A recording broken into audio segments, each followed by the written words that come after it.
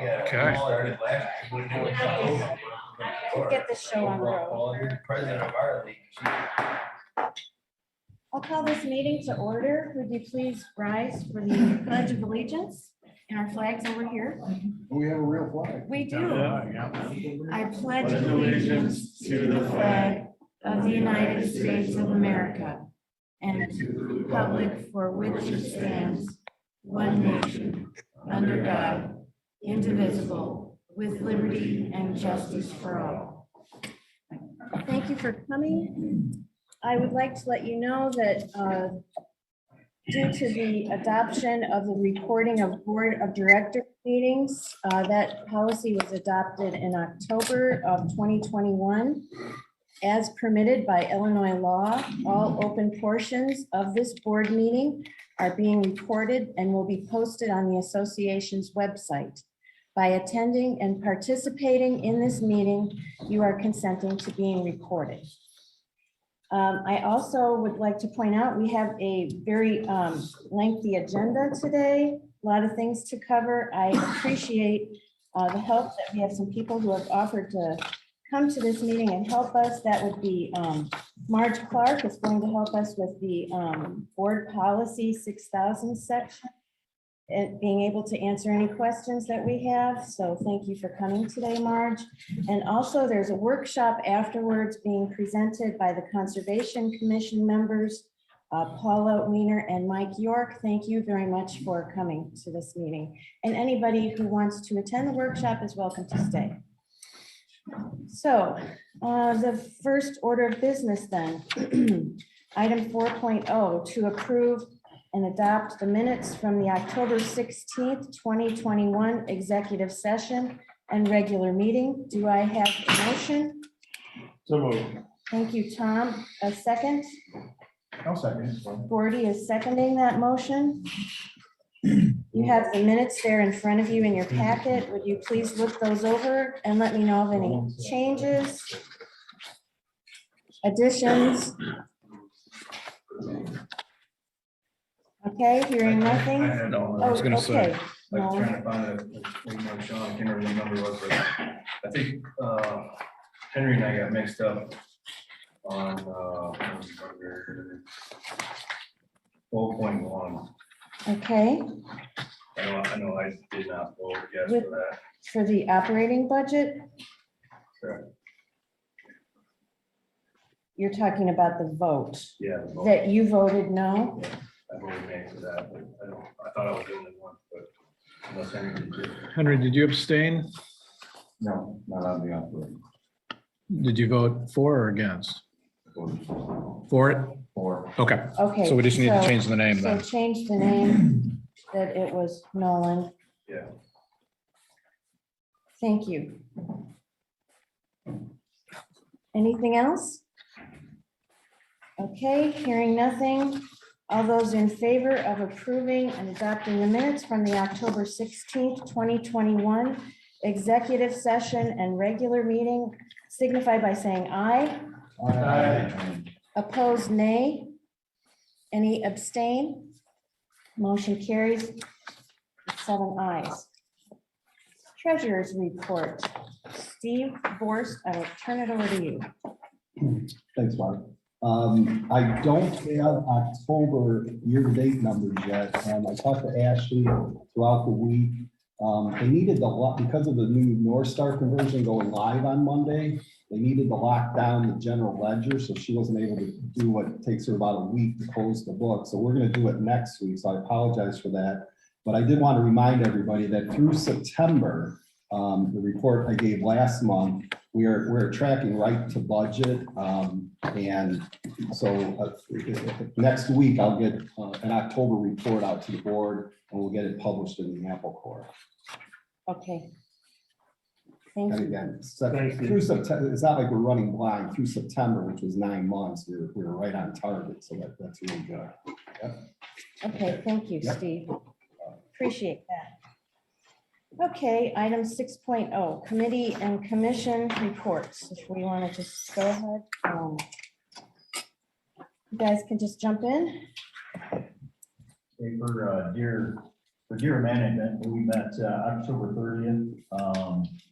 The two major things we're discussing right now is first of all, remodeling our archery range in Rock Quarry on the north end. So we are planning for that. We're currently talking about the backdrops as we kind of phase in what we're talking about and how we're going to truck those backdrops as far, and the backdrop is backdrop stopping the arrow. So we are talking about pits for the backdrop with sands in it, that sand will stop the arrow. And of course, behind that backdrop is the wall of the court. So that's the current thing we're talking about in regards to remodeling the archery range. Another thing that we are going over that will present the rules and regs when we're done is just to rewrite the rules as far as qualifying for a hunting zone. We're kind of running into a problem where we got more people than hunting zones at this point in time. So we have to define our rules on how you qualify and be picked for hunting zones. So we're looking at the rules for the boat docks and the rules for the campground committee. I think we can take some of that and blend that into new ways as far as folks being in line for zones. So we're working on that currently also. We do have in February a deer count two weekends, February 12th and February 26th are deer counts. And as far as deer harvested this month or this year, we have 21 does harvested and 9 bucks. Okay, thanks, Gordy. Anyone else? Yeah, excuse me. Trails met on October 23rd, and we had Vicky Shearshan joining us to come up with a definition of a go-kart. Seems to be a hot topic item right now. We also elected your husband as vice chair. And we took a ride out on the trails to look at a couple areas of concern and how we can fix them and what. Oh, thank you, Tom. Anyone else? Yeah, I got legal. Okay, Steve, go ahead. So since the last board meeting, Trying to figure it out. Somebody's not muted. Okay. since the last board meeting, the legal commission has met 3 different times. We met on November 1st, November 10th, and November 17th. The reason we met on November 1st was one of the new members of the legal commission, Sean Cottrell, brought an argument to the commission that he felt the voting on the covenants back in February had actually should have been concluded. So what we did is we brought our attorneys into a Zoom meeting on November 1st, and we discussed the 2/3 supermajority versus 2/3 of the voting members that voted on that day. It was a good conversation. That led to, following that, in a conversation I had with Sean Nordley about what we discussed, he recommended because I was saying, Sean Cottrell brought up some good points. He said, well, talk to Marge, because a lot of it has to do with the interpretation of our governing documents. And Marge is, if anybody doesn't know, wrote a lot of our governing documents. So I reached out to Marge, sent her the information of what was discussed on November 1st, and she got back to us with another conclusion. So I had Sean Cottrell reading our governing documents saying this. I had our attorneys telling us this. And I then had Marge Clark with a third conclusion of what happened back in February. So what we decided to do is meet again as a legal commission, which we did on November 10th. At that meeting, that's when we got into a discussion about how the votes were actually being tabulated. And that's when we first found out that the Tellers Commission was not being used for the vote. So based on that, at the next special meeting, which was last Saturday, because of the conclusions that were decided at the November 10th, and then brought to the meeting on last Saturday, we as a membership voted to stop the declaration voting. Again, not because of what was written in those declarations. We didn't vote the declarations down. We just stopped the voting because of the way that the vote was the process that was being used. And then this past Wednesday, we met for a third time on November 17th. And a lot of the discussion there centered around who's responsible to find out why the vote failed. So if there were two big things we discussed, that, and then we were working on recommendations that the legal commission has to recommend to the board on what the next steps are. We didn't formalize any of that. One of the reasons was we were short a couple of people at the meeting, but some of the things we were discussing is taking our declarations, giving them to our attorneys to update, to at least get us back into compliance with SECA, deciding how to get the Tellers Commission maybe to help us with voting procedures. And a third thing was getting someone to take charge of answering the question, what happened with the vote? Why did the vote happen the way it did? So we're planning to move forward with a group of primarily legal commission people. Sean Nordley and hopefully even Marge Clark will help. And we're going to come up with a report that explains what happened and hopefully some recommendations on how we can prevent that from happening again. I think that's it. Okay, thank you, Thanks, Steve. Steve. You're welcome. Anybody else with a commission report? I have a couple. Board policy has continued to meet once a week. We have the 6,000 section here today for our open session. So the board has been looking those over, and any questions or concerns will go back to the commission. We're meeting on Monday, and then we'll get the revised document back to the board for adoption next month. And we continue to work on the other sections, so this will be ongoing. Also, nominating committee had their get together at the Pro Shop last Saturday at 1, and we were happy to have some people who came and expressed interest in running for the board and asked questions. Mike York, our chairperson, has a nice packet made up with information on our governing documents and what people will need to know about in order to run for the board. The deadline is January 20th for submitting applications, and at this time, we do not have any applications.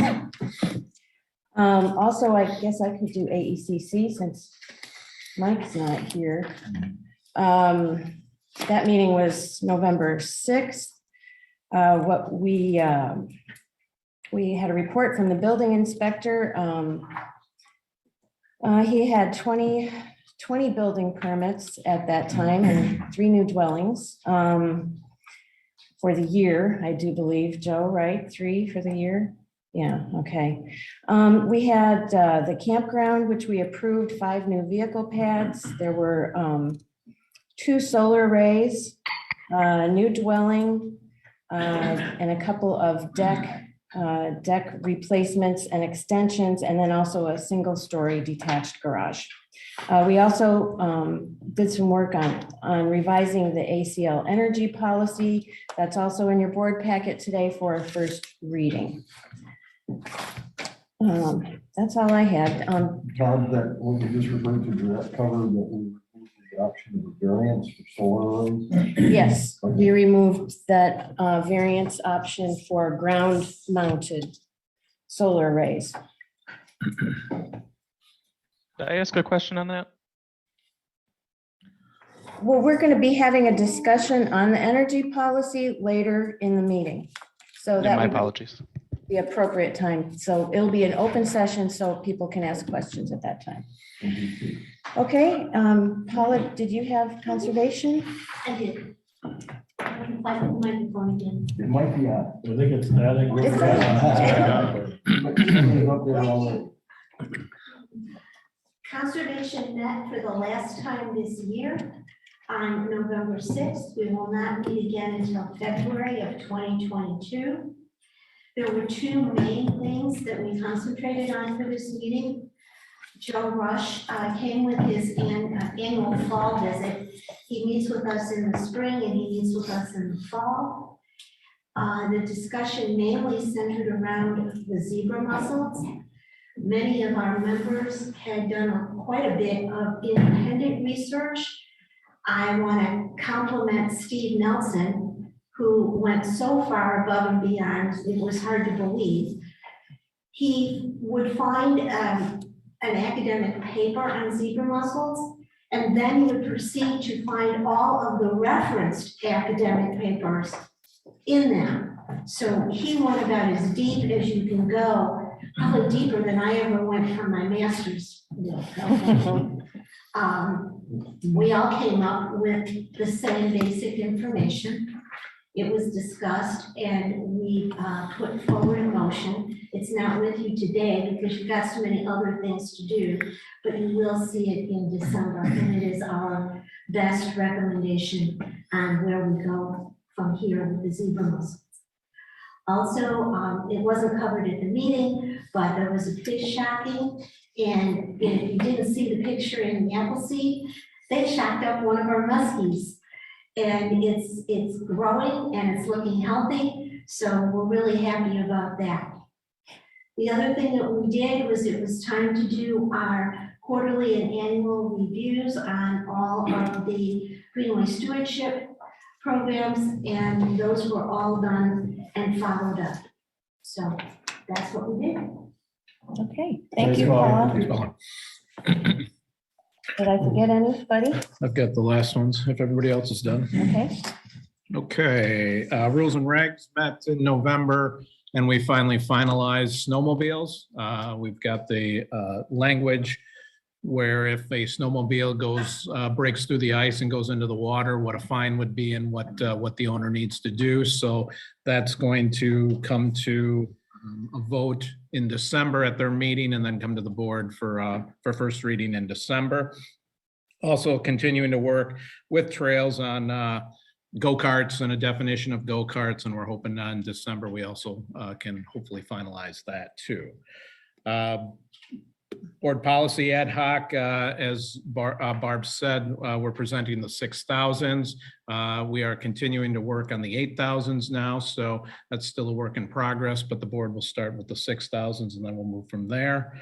And then recreation is working for the Holly Jolly event in December, the first Saturday of December. That's Cookies with Santa. Then they've also got games, and they've really turned that event into much bigger than it has been in the past. They'll be at the Pro Shop, an all-day event at the Pro Shop. So take a look at that. And then also for the Christmas Corral that we've always done, and entertainment for that. So they've been busy working on that and getting that taken care of. As far as the recreation department, they finished up the Chronicle and the calendar this week, so that's going to print, and that'll be mailed to owners in December, as it always is. thank you, Sean. Okay, next item 7.0, general manager's report. Okay, first thing is North Star update. The office is finally live on North Star. It took some time, but we had on-site training this week, and we're live on that now. So now we work on getting the forms available and then the online payments all set, so that come January 2nd, when statements are printed, owners can, if they choose, fill out those forms online, submit them, and then pay online if they'd like to do that. So that's the work in progress, but we are officially off of the old system Abacus and now on North Star. So that's great news. As far as manuals and how to train owners and all of that, we now start with that now that there is you'll be able to see your account on when you log in. So we'll start doing that here in the next week and working with Tim and Kirsten to get that printed. And we're also going to do video for that also, so people will understand what to do. And that's going to be a work in progress with priorities. We'll start with, how to pay online and how to get on the website and how to navigate that. And then we'll work on other things as we get into the busier season with how to make tea times, how to book an event and those types of things. So, so good news there, and it's taken a while. And I guess just so everybody understands, the reason that this has taken a while is we're a little bit different than most in that we tie everything to the lot. It's not tied to the membership. So your boat is actually tied to your lot, which is different from them. And then we also allow multiple owners, which has created some problems. So we had some hurdles we had to get through, but we finally figured things out and are to a point that we can go live. So that's good. I just want to touch on flood mitigation. I'll talk a little bit more about it in capital projects, but I did get an email last night from the engineers, and the geotechnical engineer will be here December 3rd. That's the Friday after the Thanksgiving Day weekend, where they will be looking at the spillway, and then we can finally proceed with ideas on what we want to do with the spillway. So some good progress there too. Great. Thank you, Sean. The president's report will be in the Apple Core. Item 9.0, property owner comments. If you would like to address the board, I'd ask that you would come to the microphone, state your name and lot number, and you have 3 minutes. And those will give people who are Zooming a chance also after we get everybody taken care of in here. Would anyone like to address the board? And Tom? Yep. I gotcha. Thank you. I'm Leanne Colleen, 12A62 McKinley. I think we need to, ACL needs to think about bettering their garbage hours.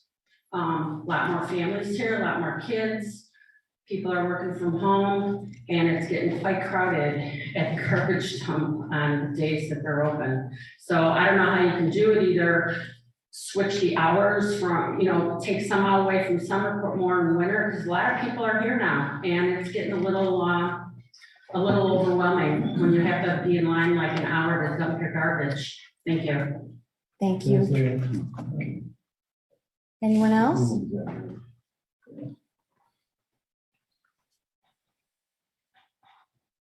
Is there anyone on Zoom who would like to address the board? Yes, please. This is Sean Cottrell, 1A82. Oh, just wanted to start my timer to keep me honest here. So just really quickly, I'd like to make an appeal to the board regarding the policy for recording board meetings.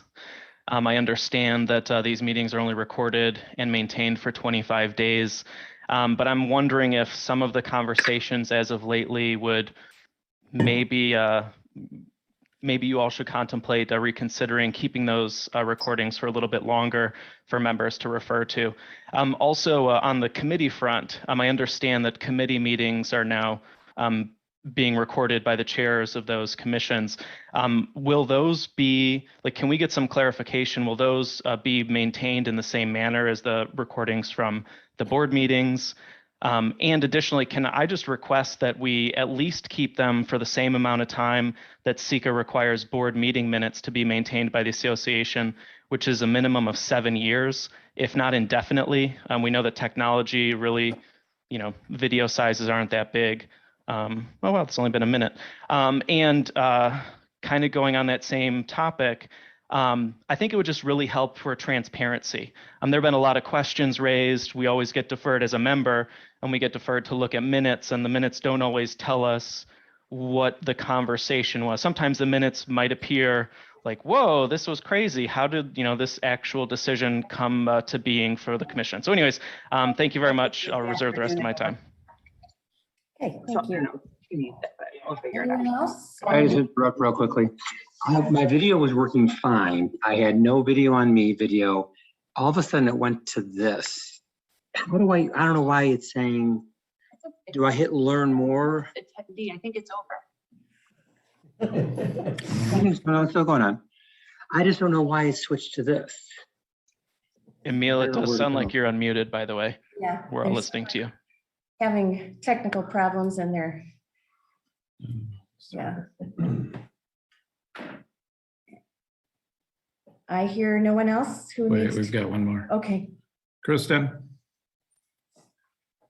Hi, sorry about that. I couldn't find the right button. So yeah, I just wanted to second Sean's sentiment. I'm sorry. 3A68 generally, my husband and I. We we don't want to go by rumor. So we would also like to be able to backtrack and verify information from the board meeting. So I just wanted to second Sean's suggestion and the importance of that. The big issues amongst property owners have been obviously the farmland. That was a big purchase. And there's nothing to verify what was actually talked about. We looked through the board meeting notes, couldn't find it. And so I guess I just wanted to say these would be the things that we're looking for answers directly from the source rather than through, each other. And then also I know we've got upcoming projects too that have pretty large ticket, pretty large financial numbers. And so we just want to keep track of that. We're not rich people, so $1 million, 250,000, those sound like a lot of dollars when you're only talking about a $4 million budget. So that's when we pay attention, and that's when we really want to get involved, just to make sure that there's some accountability there. So that's all. I just wanted to second Sean's suggestion for meeting those, because we want to be able to backtrack those decisions and not rely on rumor or message boards, but directly from the source. Thank you. thank you. Anyone else? Yes, Barb, I would like to speak. Okay, Henry Doden is going to speak. Henry Doden, 13A, 129 Powderhorn. Most of the audience doesn't realize that some of the board members are almost as much in the dark as you are.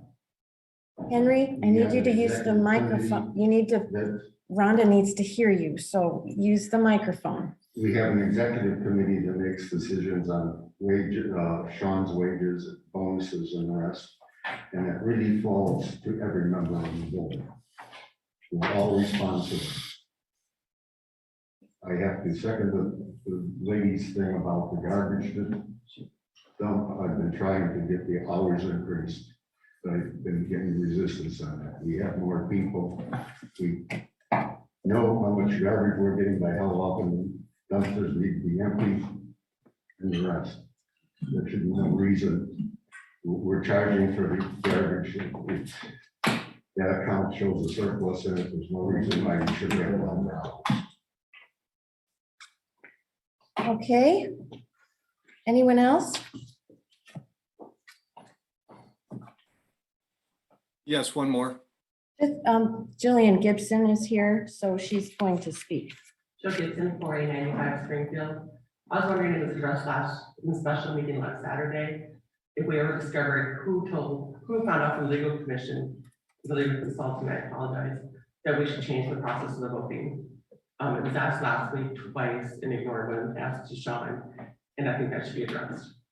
Thank you.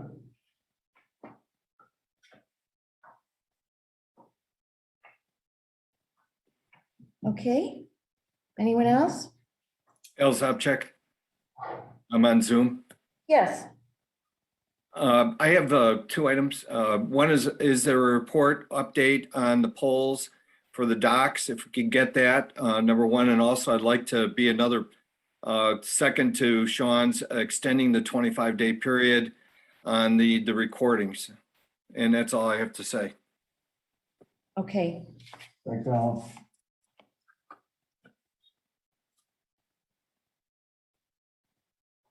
Anyone else? John Mayhall, 846. Last board meeting, I asked the question of everyone there gathered, who all was property members? Kind of a funny sounding question. The reason that I asked it because I think there's at least one person sitting at the table that is not a property owner. And that member also sounds like he sits in on executive board meetings. So there's decisions being made, as was mentioned earlier, that we really don't know about it. It's an executive committee that makes that decision. So if the rest of the board members don't know about it, certainly the property owners aren't going to. So if the conclusions that are making the financial decisions, making at executive board meetings, we don't know about, but we're the ones picking up the tab. So it sounds like there is a major information exchange breakdown. Hopefully these recordings can help address that, but without further information on those kinds of things at executive levels, like extra pay and bonuses and so forth, we don't even find out about that. It doesn't seem quite right when we're picking up the tab. Okay, anyone else?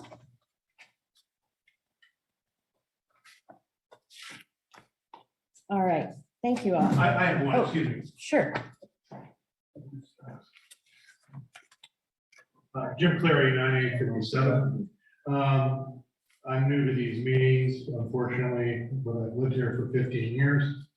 There's a lot of suggestions that come out in these meetings and on Zoom. What's the procedure now? Who follows up on the trash? Who follows up on this suggestion? Where does this go, just as procedural? Well, it's Sean is the one who is he's the one who communicates with people and addresses things by meeting with people and Appleseed and, different modes of communication to the members. Is there a general transparency? Questions have been asked about trash and seconded, and I mean, all the members should be able to say, see, those questions have been raised, and here's the answer. If it's no, it's no. If it's yes, here's the new hours. That's my comment. Okay.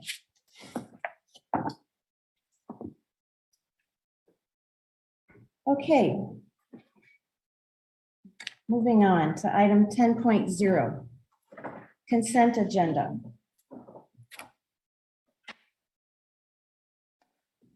The motion is to approve the consent agenda item 10.1, committee commission changes to appoint Laura Pratt to the Board Policy Ad Hoc Commission and Jill Gibson to the Legal Commission.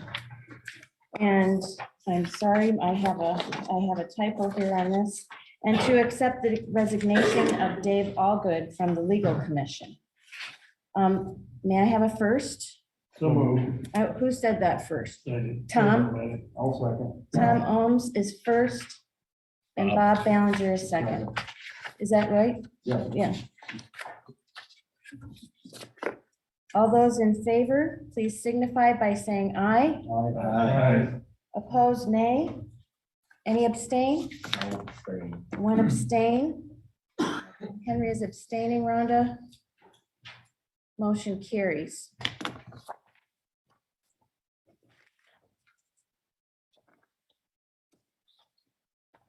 Okay. Item 11.0, unfinished business.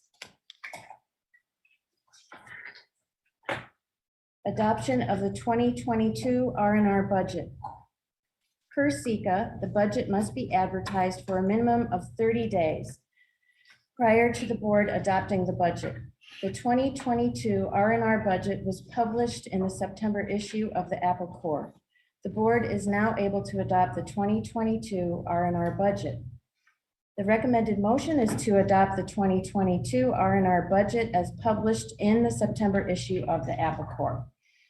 Do I have a first? So moved. Gordy is I'll giving, second. and Steve, thank you. Discussion.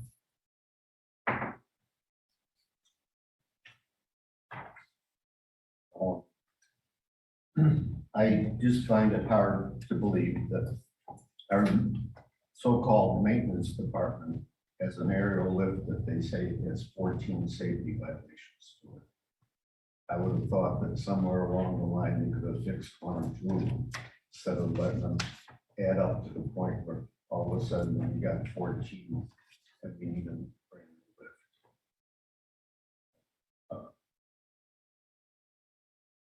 I come from an aircraft background, okay? One of the contract things that our union had or had a problem with was mandatory overtime.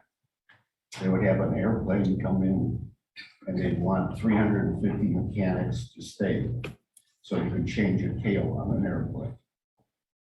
But they wanted to make it mandatory. People would go. Maintenance can be done. Why it's not being done on some of our equipment, and then somehow that equipment is disposed of. I would think that any piece of equipment that we're selling, the membership should possibly have first chance to bid on, as long as it's competitive bidding. I know in the past, some of the equipment has said been excess, and all of a sudden, our maintenance people buy it. I'm not sure whether the price was competitive or not.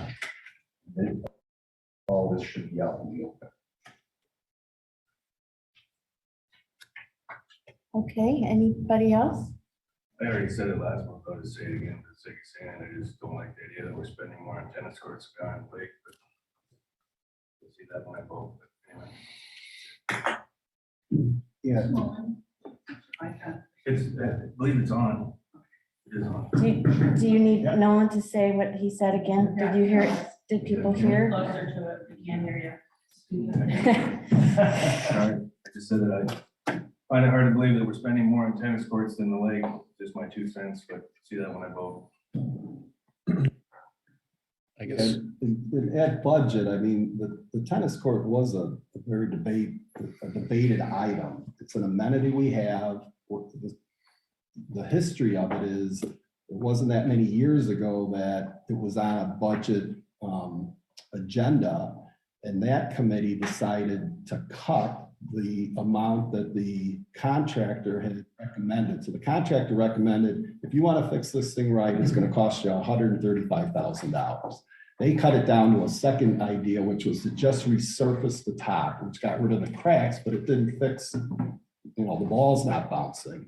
So we spent $80,000 instead of the $135,000, which to me, that was a fiscally irresponsible thing to do, because now you still have an amenity that's broke. So now it's several years later. I can't remember the name of it. It's not as popular. So Pickleball. Pickleball is popular, and he's getting calls. The association was going, we have a broken amenity. Why aren't we fixing? And like you pointed out earlier, it's either yes or no. Either yes, we're going to fix the amenity and have a tennis court. And like I said last time, I don't play tennis. I've never really stepped foot on it, but I think a place like this should have a tennis court that works properly. Yeah, it's now it's a $200,000 price tag, but we're not going to just resurface it again and have it still broken. So this is the cost now to fix it properly. So I know it's under a lot of scrutiny because of the dollar amount. I understand what you're saying, Steve. I just- Yeah, so, Either way, I don't- yeah. Your statement of, yeah, I mean, well, we don't have anything for zebra mussels, and maybe we don't spend anything. But there's folks out there that think we should, I don't know, I mean, that's part of the lake, and, zebra mussels came up. We're just kind of letting it go, but people that are concerned about it. No, I would we're say- not letting it go. No, zebra mussels are gonna come next month. You'll see what Paul was saying. Right, but I'm just saying, it's not listed in the budget. Well, but I would also say that capital is now where a lot of the lake projects are going because of the new priorities of the board. So flood mitigation is the lake, and that's in capital. Dredging, contract dredging is in the lake, but that's in capital also. So the dollars might not necessarily be in R&R, but they are in capital, and we are doing things for the lake or moving forward with projects for the lake, but it's going to come out of capital instead of R&R. And I talked about it last month too, is also the side-by-side for security. I think we're making the same mistake with the tennis courts. We're skipping on the UTV instead of getting an enclosed one. But this is my opinion. I don't know if it has a winch, which might be handy for the maintenance, or not maintenance, but security. It just seems like we're cutting corners right there, where we should actually have a decent squad. And that's what it is a squad. Thanks. On the lake, one of the questions that's going to be being asked is whether we should try dropping the lake level. Because zebra mussels attached to the riprap, and if we could drop the lake level 3 feet and have it refill easy enough, and that's part of the question with how long it would take us to drain it.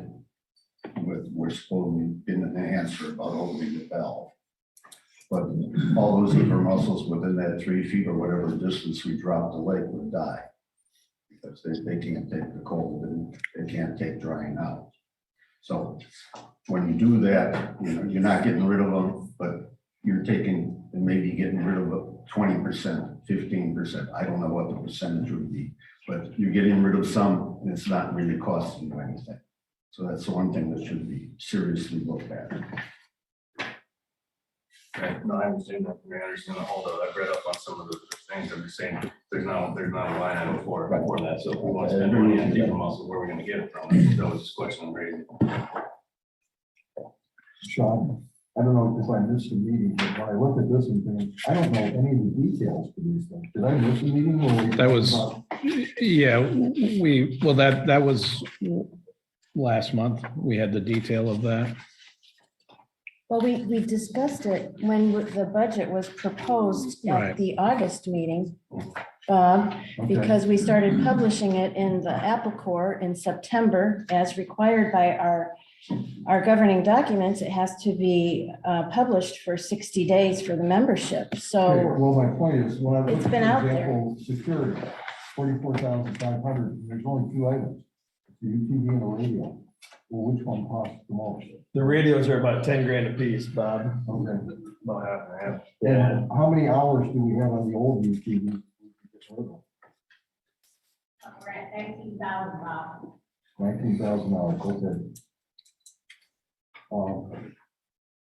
My understanding is they do this because when you go out to bid any one of these individual jobs, if you put what we approve the budget for, then you have You're just a gonna get contract, you're gonna, yeah. Right, yeah. Then you might not be able to negotiate the lowest price, so they group them to try to somewhat keep it from the contractors that were. This is the published.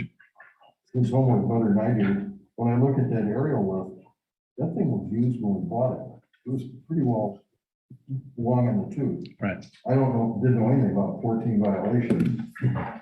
But when we bought it the first time, I voted against that then. I didn't think we needed it. It looked like a dangerous piece of equipment. From the contractor's point of view, is originally the company I worked for had a large number of ladders. After going through it with OSHA and the rest, anything over 8 foot, they tried to get a lift for it because just the insurance wise and problems, it got to be a hassle. Where did you get the information that we had 14 violations? That's what maintenance told us. Okay. So how are we using it? I mean, I use aerial lifts all the time, so how are we using it? How are we? We haven't been using it. And well, but the part of the point there is if you lease the equipment or rent the equipment, the liabilities for any problems with the equipment go to the lease, the owner of the equipment. How often do you guys use an aerial lift? Well, I mean, tree trimming is a biggie with it. Changing lights out. But I mean, how often? I Is guess- it like a week, a month? Because like I rent lifts on a weekly basis. And it's like, $50,000 that I'm paying. I can't tell you that right now. I don't have that in front of me. One of the advantages with possibly renting is the fact that if you need to do something very specific and you need a higher lift or whatever for it, you could rent just that lift. Where the low work, the changing light bulbs and the rest, you could rent a cheaper lift. Yeah. And can we really buy a rental boat for $15,000? a Yes. rental boat. Yeah, because what we're doing is it's a new motor and it's new upholstery. So we're For- not buying a boat. Right. We're just fixing it. Right.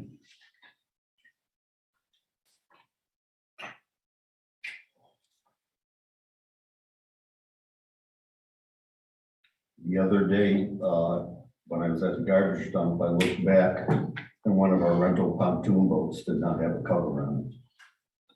Because they just took them out. Were they cleaning They it? weren't just taken down. The one next to it had a cover on it. Okay. They looked like they were both parked for the season. Well, they're not parked for the season because they would be stored inside, so. But I know they just took them out recently and cleaned them and were power washing them and doing everything to them, so. Okay. Are we ready for a vote? The motion on the table is to adopt the 2022 R&R budget as published in the September issue of the Apple Corps. All those in favor, please signify by saying aye. Aye. And maybe we better do a roll call vote, Tom. Okay. Nolan? No. Nay. Gordy? Yes.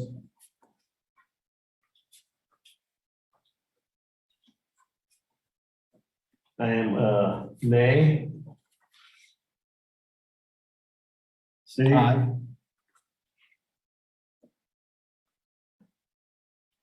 Bob is next. Bob? Nay.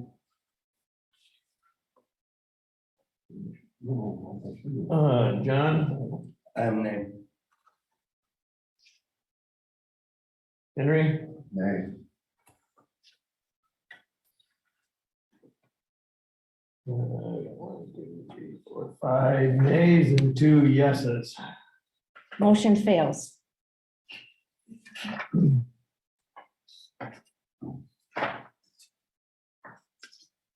So, I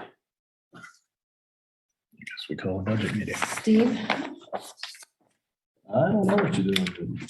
Yeah. What measures Well, do we take? Sean just said you called. We're gonna have to call the budget commission Yeah, back Yeah. to meet and redo it, and then it's gonna have to be published. Are you guys saying no because there's certain ones you want out and can't we just? Well, I understand what you said, but if we break it No. down to, we're gonna spend 10,000 on a boat engine. All we're gonna get are bids for $10,000. I understand why you can't. Well, we did in that budget, we had we had a lot, and so you got 9 people on budget plus me, counting me. And he brings, there are things we cut. and Yeah. You're only seeing the things that got through budget. When we discuss this stuff, we had 4, 6, 8, 9, the last meeting was 9 hours long. And we vote just like here, and these items, somebody brought up, I think I brought up renting, why don't we rent the equipment? And they made a case that the amount they use it, and when they tried renting them out here, because we're so remote, it's not like in Chicago. I used to be in construction in the city. We call it, lift works and everybody, and they're just there. They're all over the city driving these lifts around. They have me Wow, on here you're in the middle of nowhere. And it seems to me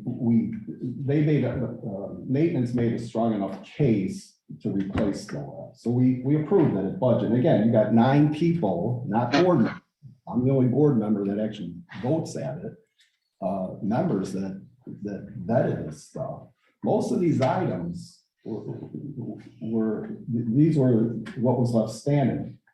I'll be honest, the tennis court was the most debated thing. I think when we went and put it out to vote, it might have passed like 5-4 or 6-3. It wasn't like a unanimous vote. $250,000. Yeah. That's a lot. I think tennis is my main concern too. And I don't know, I mean, we had, a warranty on it and it never. Yeah. But that's in the past. But again, so That's in you're the saying- past, we should have probably done something different on the tennis court, we really should have. We didn't foresee dead spots after a couple of years, after the job. Looking back, that's in the past, we can always say that. But one thing we need to be careful on when it comes to the tennis courts is that we don't make decisions just because we don't use it. We need to make this decision on behalf of all the members. And there are a lot of members that use that. So we need to be careful, especially with the tennis courts. And if we're thinking, oh geez, that we don't use that, that's not important. Well, I live beside tennis courts. I see that many folks use that. So we need to be careful with that. Maybe we need to reevaluate to see what that's gonna cost. Well, we're gonna go out for bid on that anyways to find the true cost on it. But we need to be careful that we make decisions on behalf of all the members in regards to amenities like that. And I will say, attending meetings in the budget process, it really does teach you a lot. I realize if you're working, you don't have time to go to those meetings, but you do learn a lot about how the budget commission arrives. I zoomed in every one of them. Yeah, I'm not, dissing you, no. I'm just saying, you looked specifically at me and said if you're. I'm just looking around, I'm That's looking why I around the answered. table, okay? So, but it really does help if you attend a meeting, and you realize there's a lot of thought and a lot of work that goes into each number that is presented to the Are those going to board. be recorded? Pardon? Are the budget meetings, are they recorded? Are they gonna be recorded? Because if I can't make your time that you set up, I should be able to go back and listen to it. I mean, that would have to be the board saying that we want to start recording them. And if that's something we want to do, we Zoom them. So, I mean, that could be an option. Thing that we have here. It's an 8-hour meeting. Well, I'd listen to 8 hours on my time, then if you're. Okay. So Steve, the committee, the budget committee, they have all the details, so they know. Oh, yeah. They knew that we weren't. Well, you've been given the details, Bob. I mean, last month's packet that where this was in had the detail. We just didn't put it in here because it's coming back, so.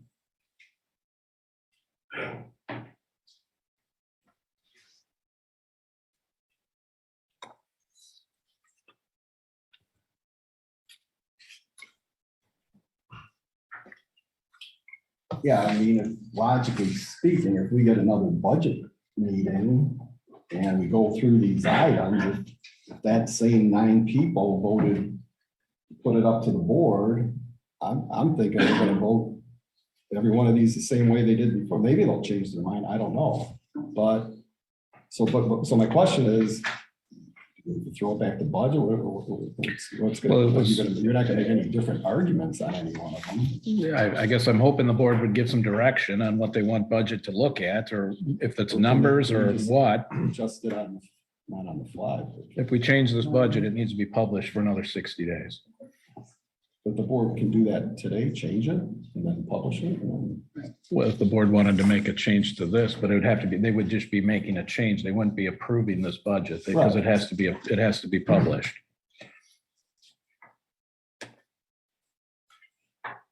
So you guys want to change something today and then publish it, or you want to go back to budget? And then, like I said, I don't know what.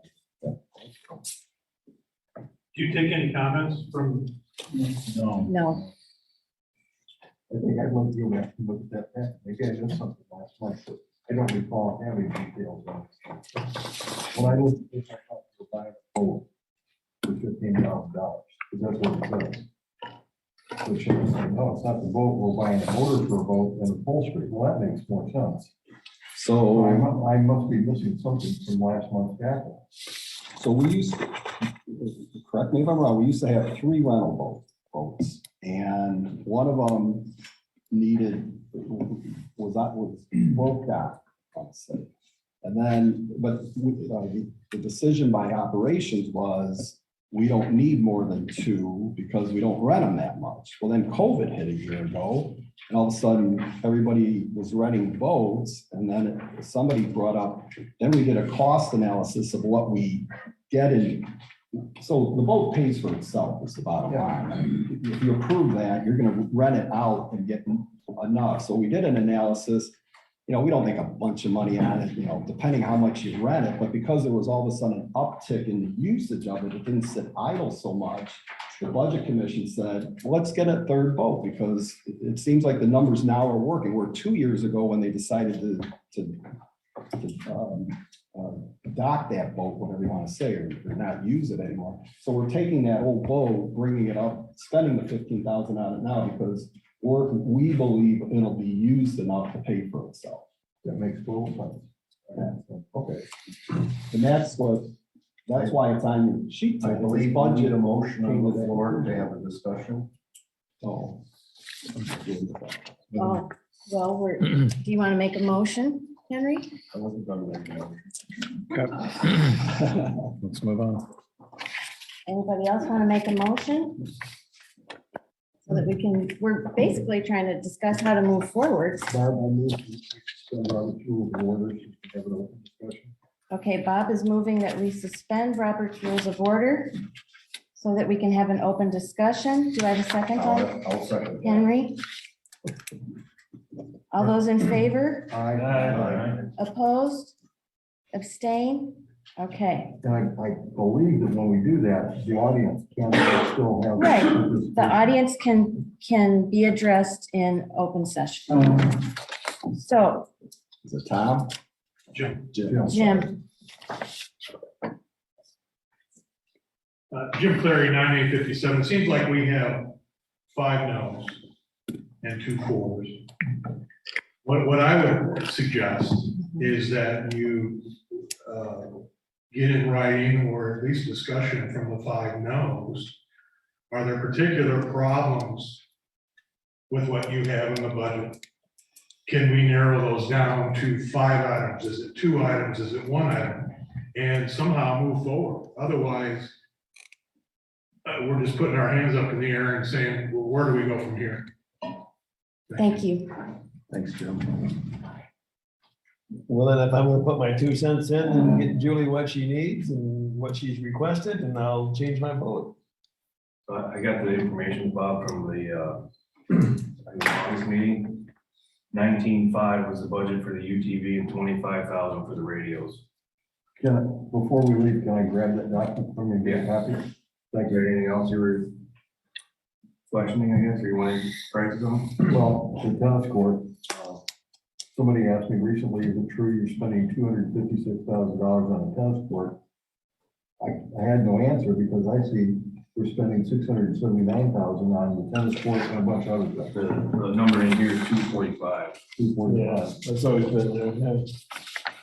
And then the estimate, I don't have a solid estimate on The that. lift that was questioned is 30,000. I guess my question on that is, what were the results of the analysis versus cost versus rent, maintenance and that sort of thing? Does anybody know? And for 30,000, is that buying a new one or another used one? It's another used one. Another used, yeah. Well, the guy that currently owns it wants to get rid of it, wants to get rid of it for a reason. So they're out there all the time. Yeah. Well, we quit buying used squad cars a long time ago. Well, you're gonna buy double that or better if you wanna buy a new one. Right. It's one of the reasons for rental. Right, but what were the results of the, I mean, when we budget penciled it out, did we pencil out rent versus own? Again, I think I was on that brought up renting them, and the argument that came back was it's not that easy to rent around here. It's what I- Rockford's an hour away. I do a lot of work out of Rockford and we get them shipped out there all the I have time. them in Dubuque, Monroe. Yeah, 275 is usually shipping. East Dubuque. you can Just get a one minute, here. Jillian, Marge is waiting. So if you could just wait, thank you. Marge is on budget. so- Yeah, Marge is, yeah, thank you. Marge Clark, excuse me, 1142. The board has the authority to make adjustments in the budget. The budget that comes to you is a recommendation. It has been published. The membership knows what's in there, but the board has the authority to make adjustments in that. And I would recommend that you take that into consideration for whatever you determine by majority is something that should not possibly be included in this, in our budget. You have the authority to do that.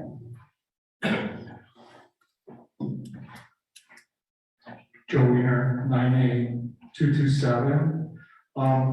You can pass the budget as it is, and there's a process, isn't there, to reallocate the money. So if you pass the budget and the budget has a line item to buy something like a new lift, you will have the money there. You can reallocate it towards renting. We're not saying necessarily Excellent point. that you have to spend money on a brand new whatever. The same thing with the amenity with the tennis court, as a property owner, that needs to be here. And there are a lot of people that use it. Okay, so you're gonna pass, you're gonna have a budget, you're gonna look at, can it just be repaired? You don't necessarily have to spend all the money. And as the board, when you pass this budget, you can do, just like you were talking about, make a list of things that you won't consider when it comes to actually spending the money. Thank you. I can do it from here. I was just gonna mention JR Rental Institute, which is 35 minutes from you, has rentals and we rent them all day, every day with our work, and it's very good. You're talking about the aerial lift. Okay. Can we ask the board members, excuse me, can we ask the board members to get into your microphones when you're speaking, please? Sure. Yeah. Yeah, people are having a hard time on Zoom. So That's for hardware, has lives for rent also. okay, so what I'm hearing is that there's a lot of problems with the aerial lifts item on here. Ms. Zelzowczyk, I'd like to interject. One item that I'd like to point out. When the budget was being done, and I spent several days in those 9-hour, 10-hour meetings and found it very beneficial. What we didn't know at that time was the zebra mussel issue really hadn't come out yet. And it wasn't until later that it was actually a major part of the lake. With that said, I think there's a number of people that are concerned that the zebra mussels are being brushed aside and they'll just automatically go away. And we know that that is not going to happen. With that said, I think people are concerned that you're pushing $245,000 over to a pickleball court when you should be putting $250,000 into possibly mitigating and controlling the zebra mussel issue at Apple Canyon Lake. I know I've done some posting, and I'll make this public knowledge that Highland Lake board has invited the Apple Canyon Lake people to be part of their Zoom meeting on Monday, December 20th. They will be going over what they've done in the past 4 years, highlighting this year, 2021, and then moving forward with 2022. They are actually reducing the amount of effort that they've done in their lake because they have done an amazing job. They also are expanding what they've done to 6 more lakes in Lake County, Illinois. There will be a total of 8 lakes that are under this total program, and they're moving forward. Yes, their lakes are a little bit smaller, but it all boils down to the volume of the water in the lake and what you can do and how you go about doing it.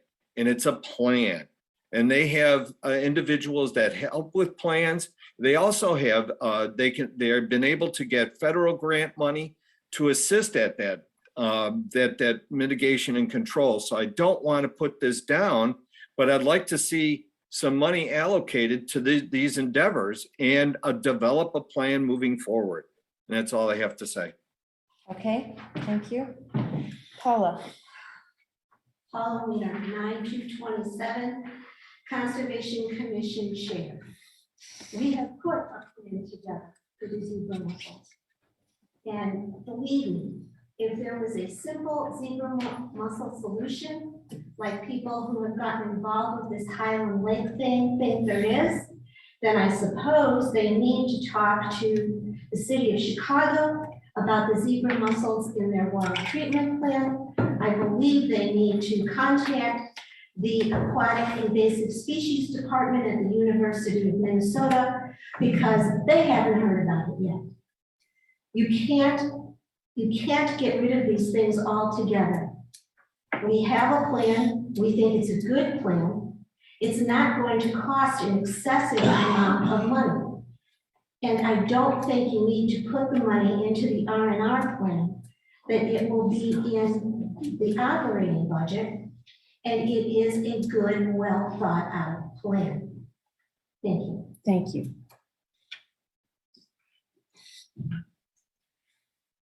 I would suggest that the money for the aerial lift be reallocated for the zebra mussels. But that can be done after you pass the budget. You got a process. to switch Joe, from. most of the stuff that passes in the budget is automatically assumed to be okay to go ahead with. But We it's do not it's debate a not lot of gonna be these in there. items. It's not going to, there are certain things that the board wants to do. You can't leave here without passing a budget, Yes, we can. It's not nice, it's not all that proper, but we can. That's responsible from the standpoint. Well, of- yes, you're 100% right. But also, it's irresponsible that a lot of this stuff, once it's approved in the budget, they go ahead with no extra debate on it. I think it's interesting, Henry, that you voted on our motion for zebra mussel management, and you know what it is. And now you're coming up with this other thing. I think that's real interesting. I'm not really coming up with another thing. I'm just saying that there should be money available if we need it. I believe there is money available for this. You know, I'd like to actually thank Joe for his comments. It kind of opened my eyes. I wasn't even looking at it that way. And I think you're right. Henry, we know that there's a problem within this, but he's right. We can pass this dollar amount, and then when it comes down to it, we can say, Sean, we don't want to buy another unit. We have that option. Yeah. It has to We come can have back those to options. us. So I hope when we're done with this, we reinstate Robert's rules and maybe, I don't know if we can vote a second time. I think those are good points. That's good to know that we have those, but we shouldn't build a budget based off of knowing we're gonna change it tomorrow. And we should try to get an accurate budget to start with, right? And that's why they. I think the accurate budget is the dollar amount, the bottom line dollar amount. Like, What to Tom's point about the UTV, I mean, it's a few $1,000s. I mean, you could argue it all day. We spent $15,000 on landscaping, and what's the another $5 for the doors and to outfit. Yeah, we have $10,000 radios right around there, plus, or it's a squad car. But that's the problem. Madam Chairman, Yes. I'm sorry, I had my hand raised for a while, so I just want to make sure I'm in queue. Okay, sure. Sean, did you see that? I haven't been I watching. can't see Sorry. all the people on No. here, so. Go Okay, ahead. And who is this? Kristen Liu from General Lee. I apologize for interrupting you. No, that's- I wanted to suggest if we could put in markers so that it's not an either or scenario for items like the pickleball court, tennis court update to lake maintenance. I think what I'm hearing is the zebra mussels is a problem that can never be solved. Therefore, therefore we should, we shouldn't put money against it, or, basically I'm hearing the argument that zebra mussels will never go away, therefore it's not a big deal, or, or it's being minimized. Nobody's ever said. Nobody said that. I never said that. Thank No. you. Thank you. I just want to clarify. But can we put in markers so that, let's say, for example, once all the lake maintenance issues are taken care of, that you can readjust line items based on priority of spend, or a marker that says anything that's over 100,000 needs additional attention before it gets approved, so that it frees you up to do the smaller expenditures. But I guess what's going to happen here is we've noticed on our shoreline the difference of zebra mussels from last year to this year, so that my kids can't even walk on the rocks into the water. Like, it's so prolific that we are looking at resources to take care of it ourselves. Like, we can just spray our shoreline. So I'm wondering if other property owners are going to do this. No. Okay, great. You brought up a good point. So if that is not permissible, do other property owners know not to do this? Because it is such a prevalent issue with us. We are looking at solutions. I don't know that there's a rule that says that we can't do that. Don't worry, I'm not going to do it without checking in with you guys, but it's such a big problem that it's affecting my kids. So I guess it's two issues. One is, can we set markers that gives you guys, the budget group, freedom for the small expenditures? And then another marker that says, once we have all the lake maintenance issues, because I think above all, we can all agree, lake health, dredging, zebra mussels, anything else, everyone agrees to that. But at the same time, we don't want to ignore all the amenity focused issues as well. So I just want to take it away from an either or scenario. And I think the best way to do that is just set up a marker. Once we have established all the lake maintenance issues, that plan is underway, then we can look at amenity types of issues. So it doesn't look like, so it doesn't appear one is being overshadowed by the other in either scenario. Your marker is capital fund versus R&R. They're two different things. This is R&R. Your receiver muscles are gonna probably come out of capital. I'm sorry, I can't hear you. Would you mind speaking into the microphone? I said your marker is this is R&R. Your zebra mussels will probably come out of capital. It's two different funds. Yes, I understand that argument. Two different funds, There's but if nothing we, in R&R that says zebra mussels, nothing. Our job as a board to focus on what's in front of us and what are we gonna do with it? Is there anything in the capital that says zebra mussels? Capital, what do we got in there? 1.6 million, 7 million? And that's, well, I won't go on that one, but what do we have in capital? 1.1. I think when most of the budgets were passed, at 1.7 million we have in capital. So, so are you suggesting that there's enough money to do everything? mitigation. So yes, I think that's what Gordy is saying, that we have the ability to move forward on, we don't have to say it's gonna be either the lake or it's gonna be the tennis courts. We have the ability to move forward on all amenities by using our different funds. And as far as lake improvements, some of those projects are gonna take a couple of years. It's not gonna, flood mitigation, that's not gonna be done for a couple of years. We have to just, we're in the process, yes. We're working hard to get to that point where we can start doing something about it, but we're not there yet. So, I mean, it's not either or. That's Yeah, thank you, Madam Chairman. So if we have 1.5 million, 1.7? 1.7 in our capital fund. Right. So you have 1.7. I think if we knew what the 2-year plan was, then we could set aside that money rather than, I hear a lot of numbers being thrown around for lake dredging could be up to 900,000. If that's over 1 year or a 2-year period, and that 1.7 goes by pretty quick. But we are continuing to fund our capital account every year. That's part of the budget process, as well as we continue to fund our R&R account, because that is also part of the budget process. I think we're kind of getting off track here too, a little bit. We're talking about the R&R budget. Yeah. Right, and just to clarify what's going on, and Kristen bring up some good points, but the question is, do we want to approve 679,000 for R&R? And if we approve that, then Sean goes, oh, I want an aerial. He's going to go out and get a couple bids, and then he has to bring that back to us because it's over $5,000. So the board would have to. We don't. We don't. Not if it's approved in the budget. We're not giving. In the R&R. If it's not approved in the budget, then anything over 5,000. If it goes over the 30,000, then I would have to bring it back. Over what? If anything over 5,000, the board has to approve it if it's not budgeted.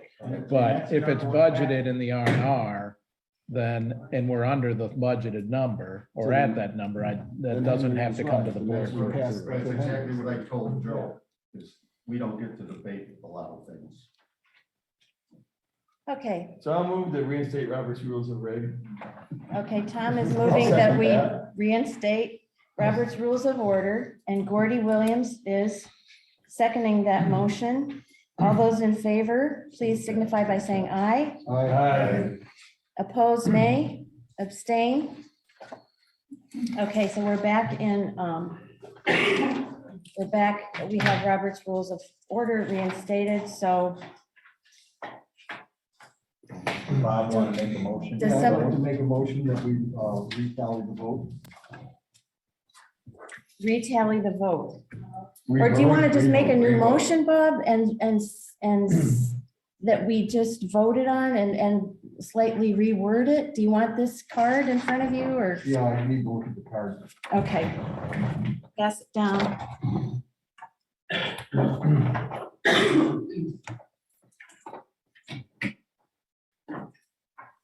Okay, my motion would be to adopt the 2022 R&R budget as published in the September issue of the Apple Corps. That's the motion. Okay. I'll second. You're gonna do a roll call vote then? Just, again? just one sec, Oh, okay? sorry. Because I'm doing all I the, seconded that. and Steve seconded? Okay. So the motion on the table is to adopt the 2022 R&R budget as published in the September issue of the Apple Corps, moved by Bob and seconded by Steve. Is there anybody who wants to have any more discussion? That means that the aerial lift is in and the rest of the stuff is in, and all of a sudden it's going to be purchased. It means that we're gonna improve the dollar figure. It's 679,000. Which in the past meant that anything in that was. Here, and anything, how about this? I mean, would be anything, bought without any changes. anything that is questionable that you guys want us to discuss more or get you better information on, let me know and we'll do that before we purchase. So you Is get that bids fair? on all this stuff. We do, Yeah, absolutely. yeah, Yeah, we gotta get 3 bids, You right, can't- right. You can't Right. buy it unless we approve it. Right. It's not the case. It is the case. It's in He here. said it wasn't the It's in our case. board packet. Oh, no, no. No, if it's in the budget and approved, he can go. It's in the budget and approved, and it's under the Yeah. amount, he can go out and buy it. Okay, Only if it's not budget. All right. okay. Just take a moment here. You know, Henry, we have been talking about this and Joe brought up the point that, you know, we've been talking about this for how long now? I don't even know, 25 minutes or something. That, okay, people have problems with the line items on the budget. But we have to move forward, and these items that we are concerned about, Sean has offered to offer a solution so that what certain things we have problems with, Sean is going to. Yeah, anything, I mean, if there's questionable things, or if you guys want us to revisit something, then, I'm fine with that. Or if you guys want us to bring certain ones to you for approval, I'm fine with that. I mean, if the board directs me to do that, that's what we'll do. Okay. Anything over 10,000 should be. Even though. Do a roll call or not? I think we should probably do another roll call. Okay, Right. Nolan, Still name. Gordy, Yes. I'm a yes now. Where am I at? Steve, Yes. Bob, Yes. John, I'm going yes. Henry? Nay. We have 2 nays and 1, 2, 3, 4, 5 yeses. Motion passes. Motion passes. Okay.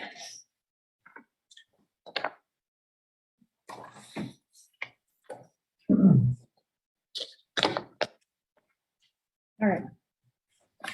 Phew. Okay. Okay, the next item on our agenda is under new business, 12.1 property owner citation appeal. Mary Jo Ginter is appealing citation number 4782, issued for having a boat on the lake that was not properly registered with ACL. The appeals board upheld the citation at their September 11th meeting, at which time Ms. Ginter stated she would appeal this citation to the board of directors. The packet sent to the appeals board, including a copy of the citation and the incident report, is included in the board packet. The appeals guidelines, which were adopted by the board on July 20th of 2019, we will be following those guidelines. So the board of directors will hear your appeal in executive session, which means I'll go over to the little boardroom, okay? And then both sides will be presenting their case. The board will then deliberate in closed. The board will deliberate in closed session, and then the final decision will be given directly to the petitioner in open session with both parties represented, okay? So Can I have a motion to suspend Robert's No, rules? go to not- executive session. Not for executive, I don't, okay. So the board and Ms. Ginter We will need a retire. motion to go into executive session. I need a motion to go into executive, Yeah. okay. I'll move to go. Nolan is moving to move into executive, second, Second. Tom, and all those in favor? Aye. Okay.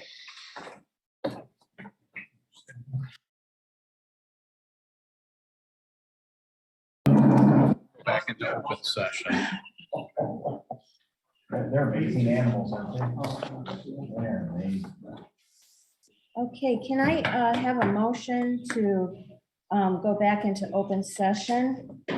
Was that you, Bob? Yes. And was that you, Steve? John. Or John, sorry, okay. All those in favor, please signify by saying aye. Aye. Opposed, nay? Any abstain? Okay. So we're at item 12.1. Do I have a motion from a board member on this item? I move to uphold the appeals commission's decision on the citation. Okay, it's called appeals board, Tom. but- Oh, I'm sorry. Okay, Appeals board. Yep, on the decision or citation. yes. Is there a second for that motion? Nolan. Nolan? Okay. So you So, want to do roll call or? Yep, roll call. Okay, so the motion is to uphold the appeals board decision on the citation. Okay. Nolan? Yay. Gordy? Yes. I'm a yes. Steve? Yes. Yes. Bob? Nay. John? Aye. Yes. Henry? Nay. Motion carries.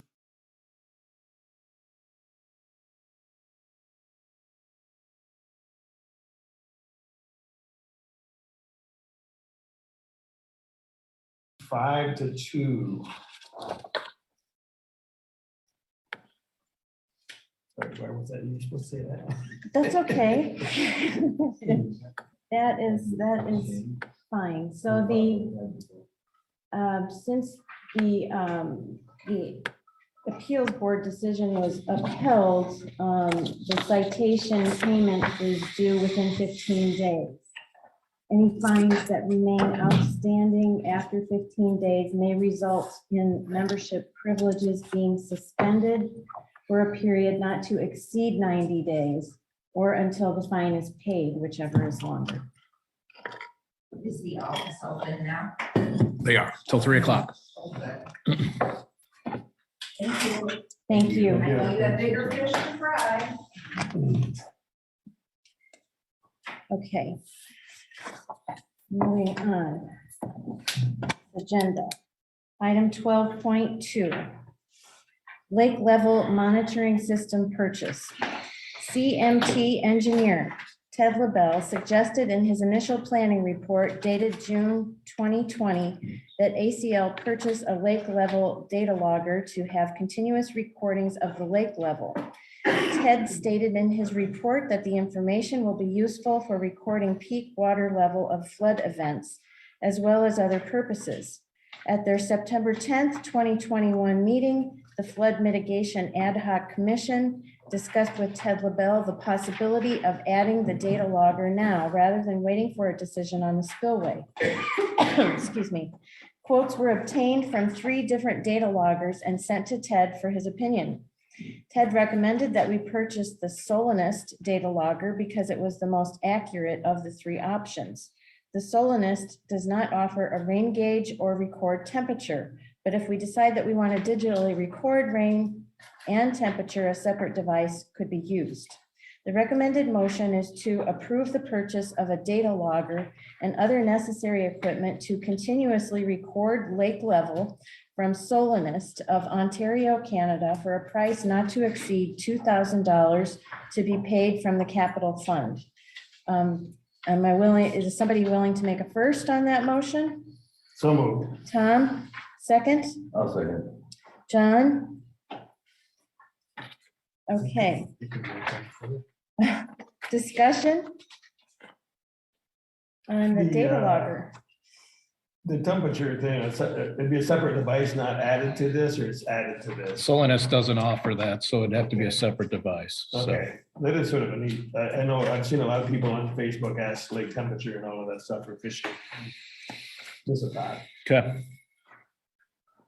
Would it be something that would be posted on the website, Sean, the information? It could be if we wanted to, yes.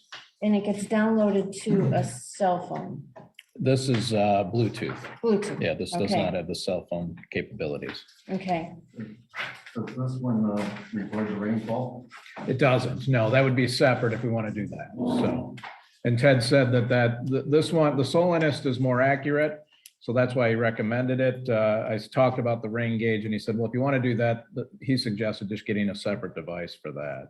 And I've looked into that and those are not very expensive. So if we want to do a digital, we could do that. Well, the real question there is you want some sort of tie between the time the lake rises and the rainfall. So we know what sort of delay there is, because generally you get the rainfall 8 to 12 hours later before you get a real slug of water, depending on how much rain you got. I know this As is, long as the two can be somewhat combined. this isn't a huge ticket item, like pickleball courts. But I still fail to see what decisions can we make based on the data that we get from this. It's nice to have this information, but there's really nothing we can do about it. If it's gonna rain, it's gonna rain. If it's gonna flood, it's gonna flood. If the water is rising, we can't stop it. If we change the spillway, that's probably gonna fix a lot of the problems, but I still fail to see what does this data logger give us that we can use to make better decisions. Well, I mean, I don't know that I can make better decisions. It's good information to have though. For what purpose? Well, I mean, it'd be nice in 17 to know what the lake level was at all those times. Even if we get a 2-inch or a 3-inch rain in August, But there's nothing we can do about it. there's nothing you can, but it's nice to have that information. So we're paying money just for nice information. I think it's silliness. If we fix the spillway, this will all become a non-issue. We won't be having the lake rising 5 feet. Well, we'll still have the times when, okay, we're at no wake or we have to close the lake because of the lake level. But we don't need a data logger to tell us that. We don't, but I mean, it's done manually now and it'd be nice to have it digitally. I do remember there was a big holdup when we were trying to get the information from CMT. They wanted the rain levels. They wanted to know what the rain levels were when we had that problem in 2017. And I think you had a hard time getting it, Sean. We had to go to Stockton to get it, Yeah. yes. Mhm. Question for you, where have we decided to put this data logger? I'd like to put it at the marina on the bulkhead. If not there, we talked about in Nixon Beach along the rock wall where maintenance keeps our boats. Well, where it really should go is in front of the dam, because you have the question that you get the right winds, it'll build up the water right in front of the dam, possibly 3-4 inches higher than the water elsewhere. Because of the wind? The wind, yes. Yeah, I don't know that it would take that into account. Well, your high reading, you would know. That's gonna depend on where your wind's coming out of and. Right. So I don't know that takes that into account. I can check into that though. We have measurement devices in the water now, right, Sean? We don't, no. I mean, well, we have the the stands. I posts. mean, we've got one down here. There's more. Yeah, Yeah. and security does it daily. I mean, they do that. Okay. But during the 17 flood, they couldn't get down there. There's too much rain, so. Get a motion in a second, Ed? We do. We do have, Discuss the yeah, to have to approve the bring purchase of a everything data in. log Yeah. and other necessary equipment to continuously record lake level from Solinist of Ontario, Canada, for a price not to exceed $2,000 to be paid from the capital fund. Any further questions? All those in favor, please signify by saying aye. Aye. Opposed, nay. Nay. Nay. Any abstain? We have 2 nays. And 5 ayes. Motion carries.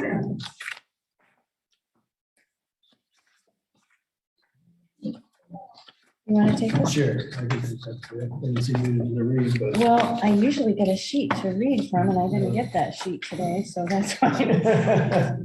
And you just want to make sure they're all the same as what's in here, so. Nobody take it. I mean, I didn't think I until I looked can't, over there. I held on to them. You kind of lowered it, yeah. Okay, so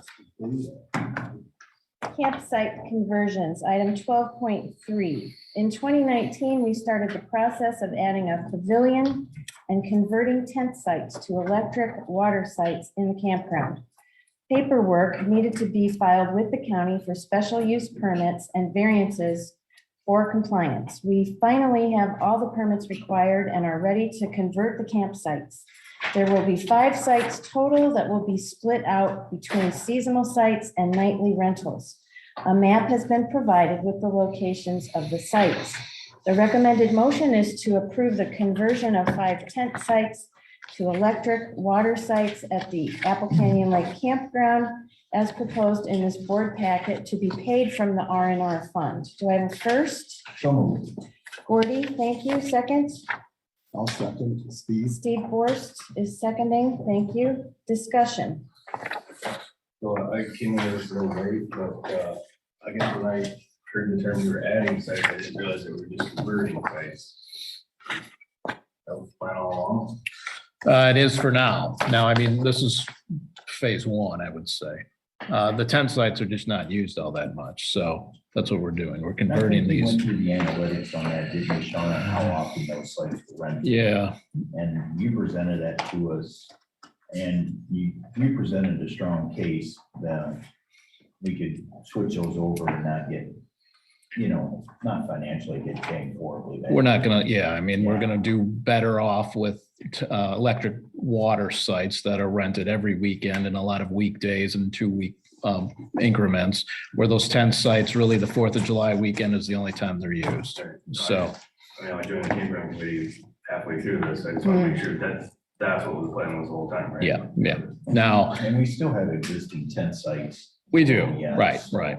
Yeah. I see. Yeah. And when we went to the county for this permit, Joe was involved, but we did a plan that included more sites, so we don't have to go back every time. The septic is the issue that we're close to, but because we're taking out 10 sites and adding these sites, the septic is not affected at all with this, so.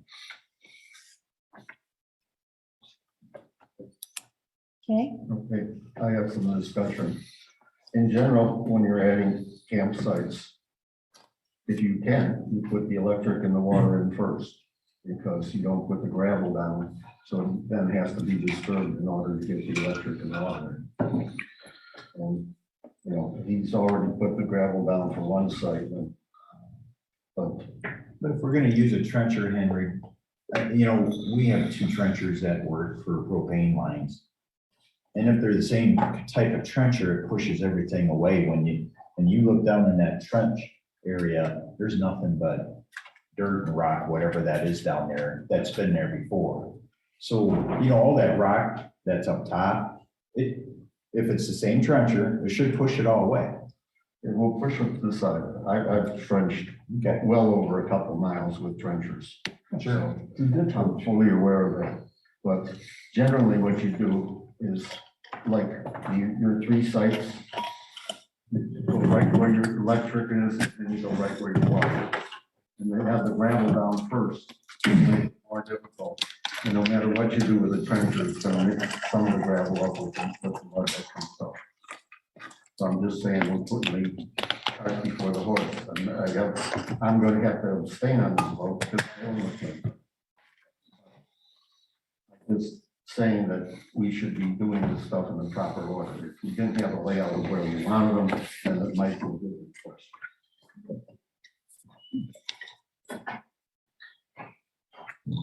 Any other discussion?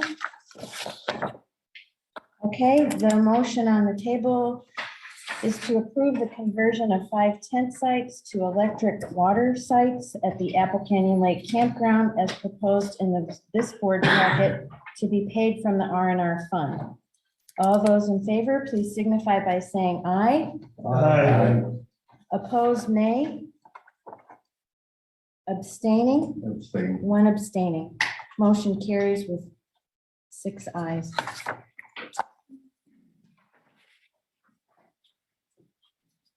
Okay. Next item on the agenda is the Multi-Sport Complex Ad Hoc Commission.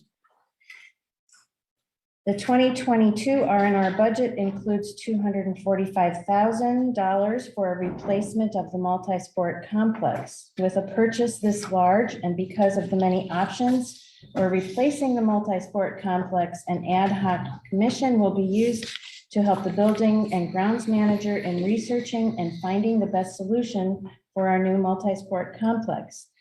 The charge of the ad hoc commission will be as follows: to work with the building and grounds manager, to research options for replacing the multi-sport complex, and to make a recommendation to the board of directors to award the project to the best contractor based on the findings of the building and grounds manager and the ad hoc commission. The recommended motion is to create the multi-sport complex ad hoc commission with the charge of working with the building and grounds manager to research options for replacing the multi-sport complex and to make a recommendation to the board of directors to award the project to the best contractor based on the findings of the building and grounds manager and the ad hoc commission.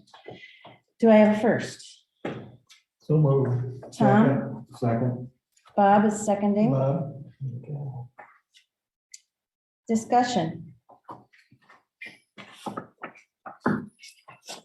Hearing none. All those in favor, please signify by saying aye. Aye. Opposed, nay. Any abstain? Nolan is going to abstain. I've already had a property owner approach me, would like to be on this, and that commission, Bill Becker. Oh, okay. Start. Okay. okay, great. So the motion carries. 6 ayes. Yeah, I've got 3 or 4 of them. Okay, item 12.5, lower 80 lease renewal. The association has leased 36.7 acres of tillable land south of the Apple Canyon Lake Dam to Rodney Worm for 40 years. The current lease expires in February of 2022. The recommended motion is to approve the 3-year farmland lease, March 1st, 2022 to February 28th, 2025, with Rodney Worm as presented in executive session. Do I have a first? So moved. Gordy, thank you, and Nolan second. Thank you. Discussion.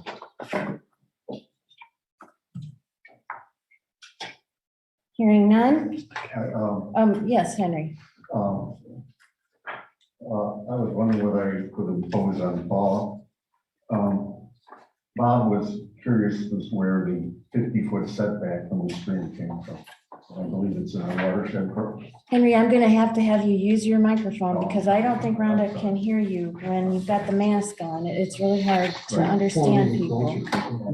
Your microphone's a little. So, I wanted to impose on Paula if she could reiterate where the 50-foot setback idea came from. I believe it's out of our watershed. I mean, I don't have the plan with me at the moment. I couldn't answer that. Because Bob had some questions about that. And as I say, I believe that's where it came from, is that we are asking other farmers to follow that. So that if we're asking other farmers to follow.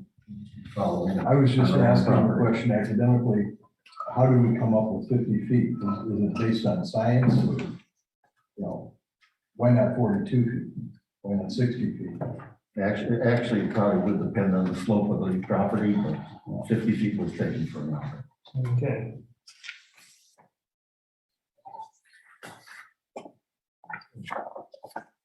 Any other discussion? Hearing none. All those in favor, please signify by saying aye. Opposed, nay. Any abstain? Motion carries unanimously. Pardon me? Get you to sign that afterwards. Sure. Okay, moving on.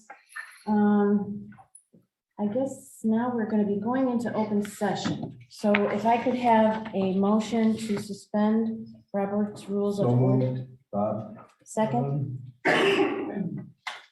Was there a second? Oh, second, Mark. Tom? All those in favor, please say aye. Aye. Opposed, nay? Okay, any abstain? Okay, we're in open session. And we're going to go over the rules and regulations, campground first reading.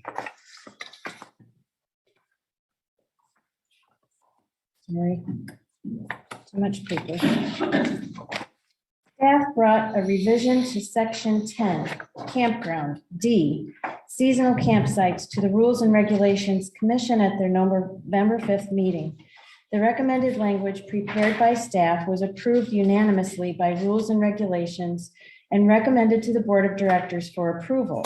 The current rules and regulations require that the owner pay all required fees on all lots owned by March 1st, complete an annual campsite license, and provide insurance and a state recreational vehicle registration or title. A current state recreational vehicle registration must be provided if the camper is transported to or from the campground. Camper storage not paid.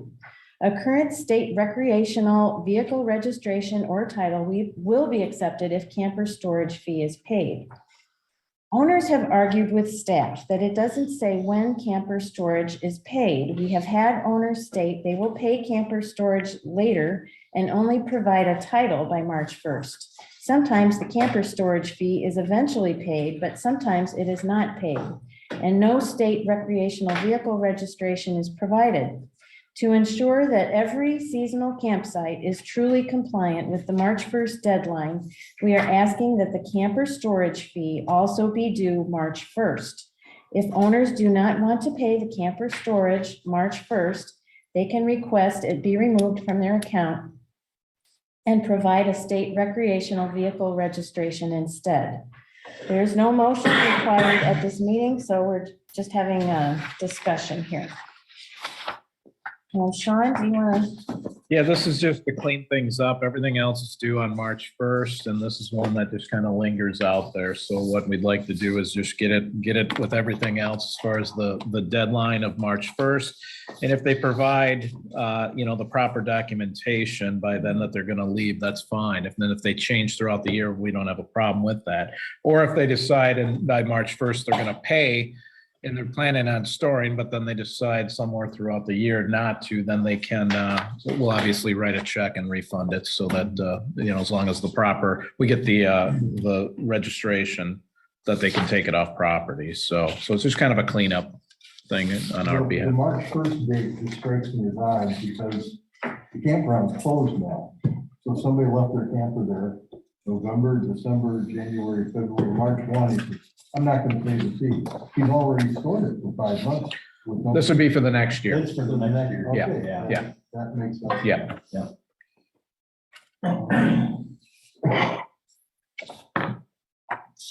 Anybody else have any questions about that or comments? So it doesn't sound like there's any issues with it, Sean. Good. So that'll be coming back next month.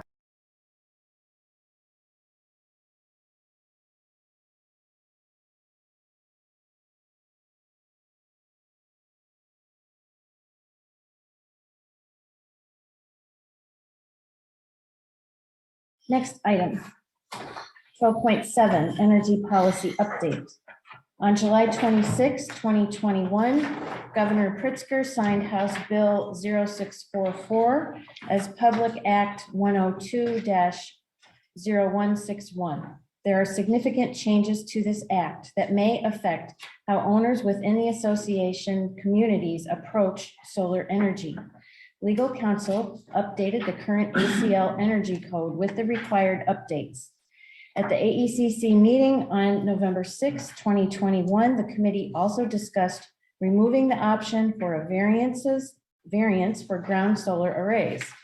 Language was removed from the energy code, allowing a variance for homeowners who wanted to add a solar ground array to their property. The changes proposed by legal counsel are highlighted in yellow.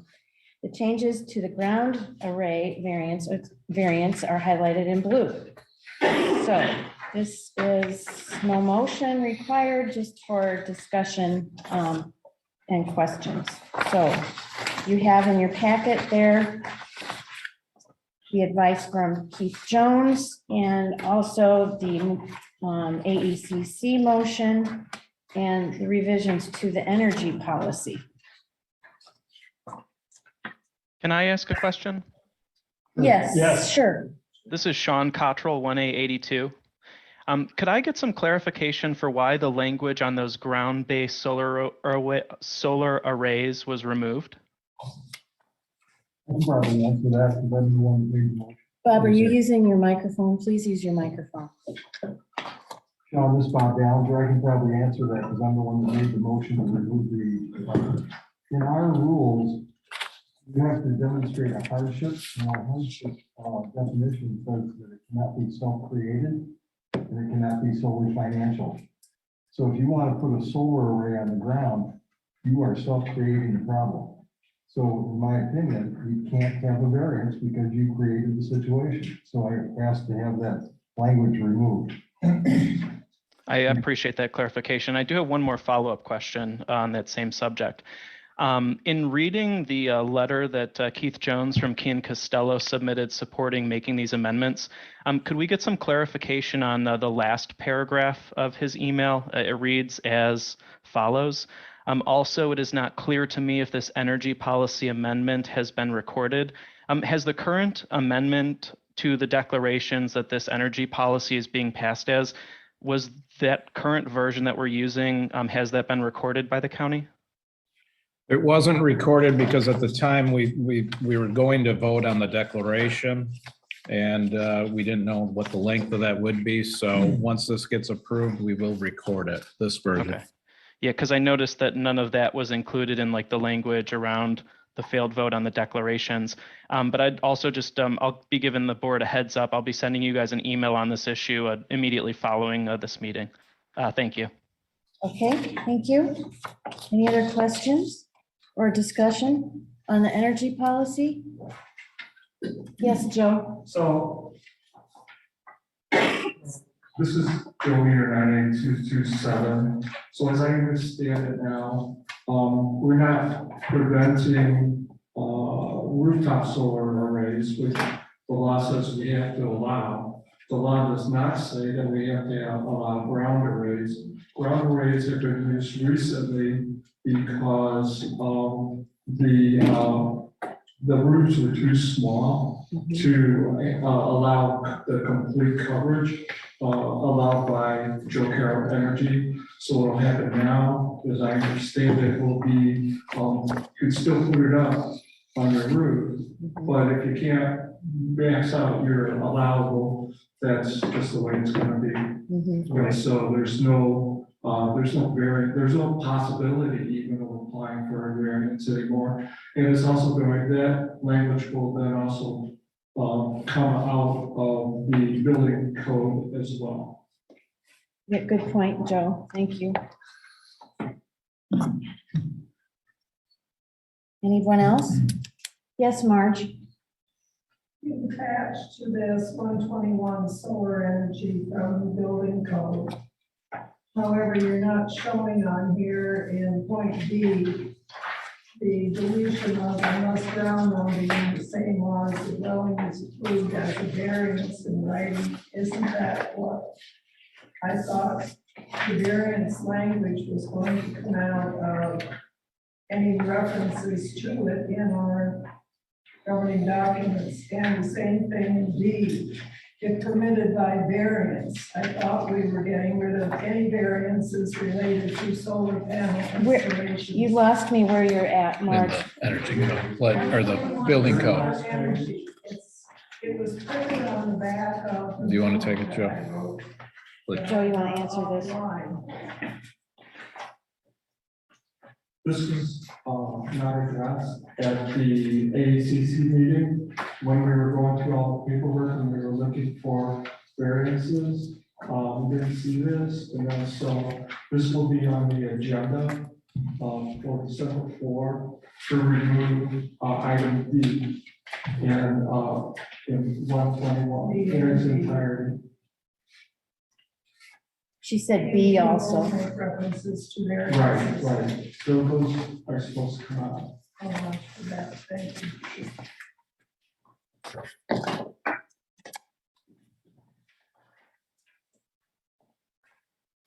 Okay. Anything else?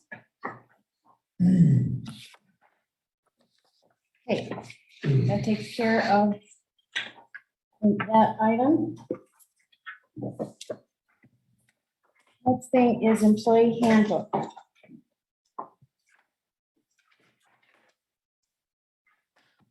I got that separated.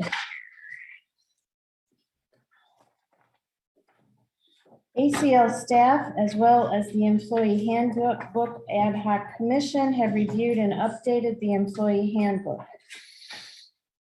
The updates include new language regarding marijuana use, weapons in the workplace, emergency management, as well as Illinois statute requirements and staff recommendations.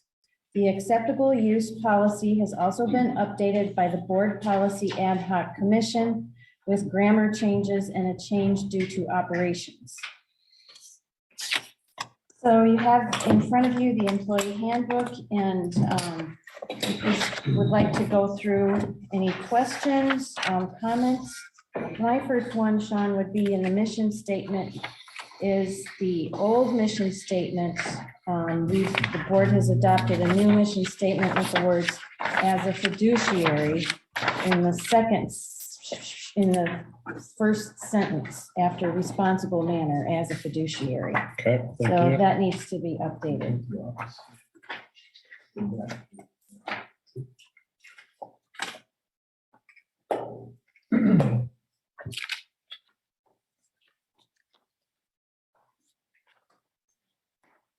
Anyone else? I have a question on. Yes, Gordy. Are we able, yeah, I have a question on 4.1. Okay.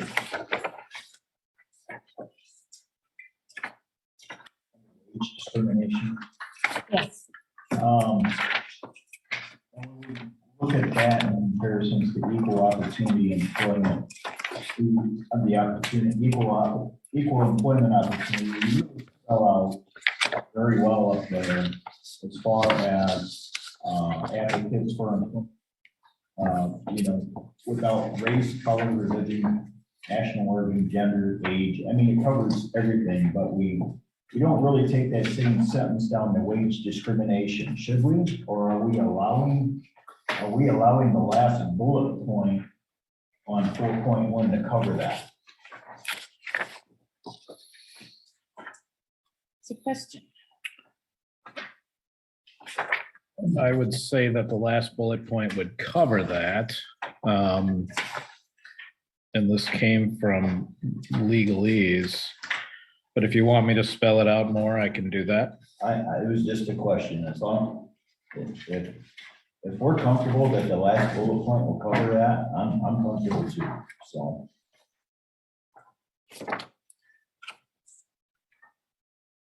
Anybody object to that? About making the change? Are you planning to make the change? No, then? just- Just leave it, okay. Bullet point 4 would cover that, or do you want me to expand? Okay. Okay. Okay, thank you, Gordy. Then I have another one on 4.10.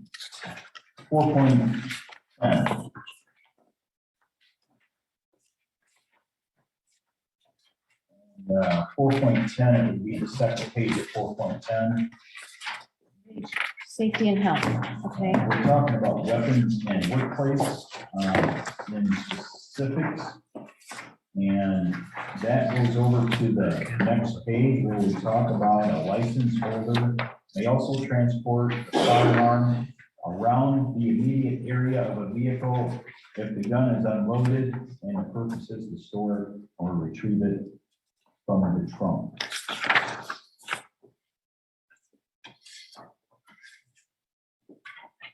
I don't know, what's the immediate area? I mean, Define the immediate area, right? yeah. I'd like to see that defined a little bit. Okay. Looking at 20 yards from the vehicle or Okay. 10 or. That's kind of a hot subject there. Okay. This is Sean Cottrell, 1A82 real quick. Are you guys talking about the section that says when moving the firearm from the trunk to the cab of the vehicle? That's correct, Sean. Okay, yeah, because I mean, like, when that's enforced, like, it has to be demonstrated that literally it's just when transporting from like the driver's side to the trunk or from like the trunk to another area of the car. Like 10 yards or setting some sort of boundary maybe outside of the current legal bounds. That would be my comment if we could just spell that out a little further.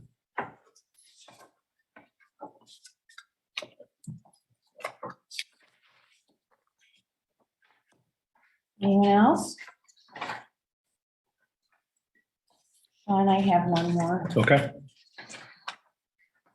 I am looking at 2.1, the second page. It's just a little typo. Last sentence. Employment status, that should be is, not changed, instead of in. I'm The sorry. last sentence, employment status is Oh, not changed. Okay, gotcha. Thank you. Okay. I also have a comment on 2.16, rehire eligibility. And it's a grammar thing.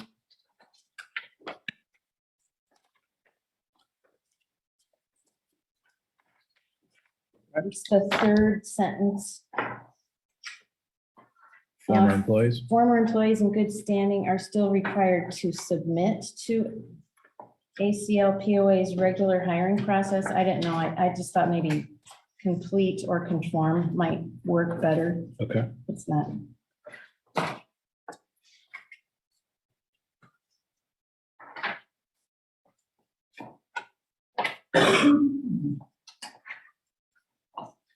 And then 4.7, fair labor standards.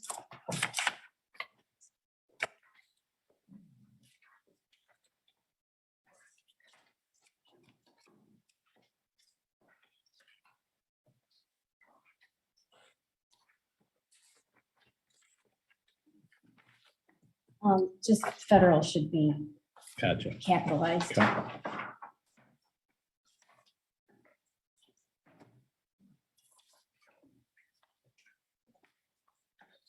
Anything else that anybody wants, has a problem or corrections or whatever, questions?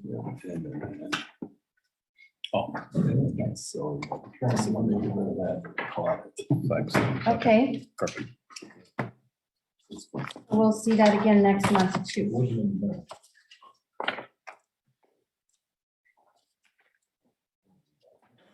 Next item on the agenda,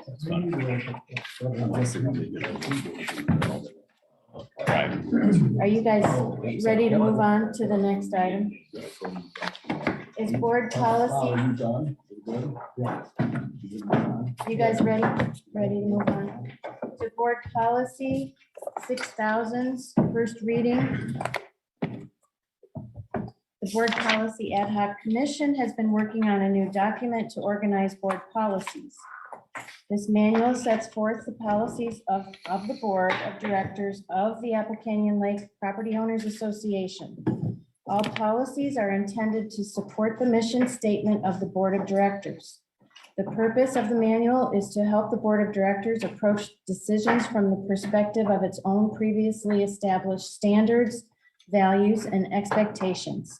By elevating efficiency of having all ongoing board policies in one place, quickly orienting new board members to current policies, eliminating redundant or conflicting policies, having greater ease of reviewing current policy when considering new issues, providing clear proactive policies to guide the general manager and staff, as well as the board of directors, members, and committees/commissions. The 6,000 section covers the finances of the association. They have been reviewed by legal counsel and Steve Forst, the association treasurer. And so, see everything there before you. We have an introduction, and then we have a table of contents, and then we have the actual policies. The gifts, grants, and bequests policy. Is that one in 8,000 or is that one here? No, I guess that one's not in here. No, sorry. Does anybody want to go through these line by line and ask questions? Or do you have questions prepared? Would you prefer to just? We have March. We have March here, so. Yeah, I went through them a month or two ago, handed the policy commission a bunch of changes, then I got this in my packet last month. I went through it again. I handed Marge a few changes. She emailed me back saying she liked all my changes, so I've been through it twice. I don't need to go through it line item by line item. Yeah, I heard Tom make a noise when I said that. So I don't know what else to say. There's some good policies.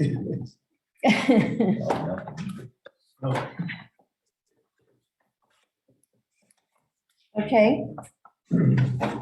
No questions. Okay, we must have done a good job on that one. Okay. Okay, next item on our agenda is 12.10, vote counting procedure. This is at the request of a board member to have a discussion about the vote counting procedures for the governing documents.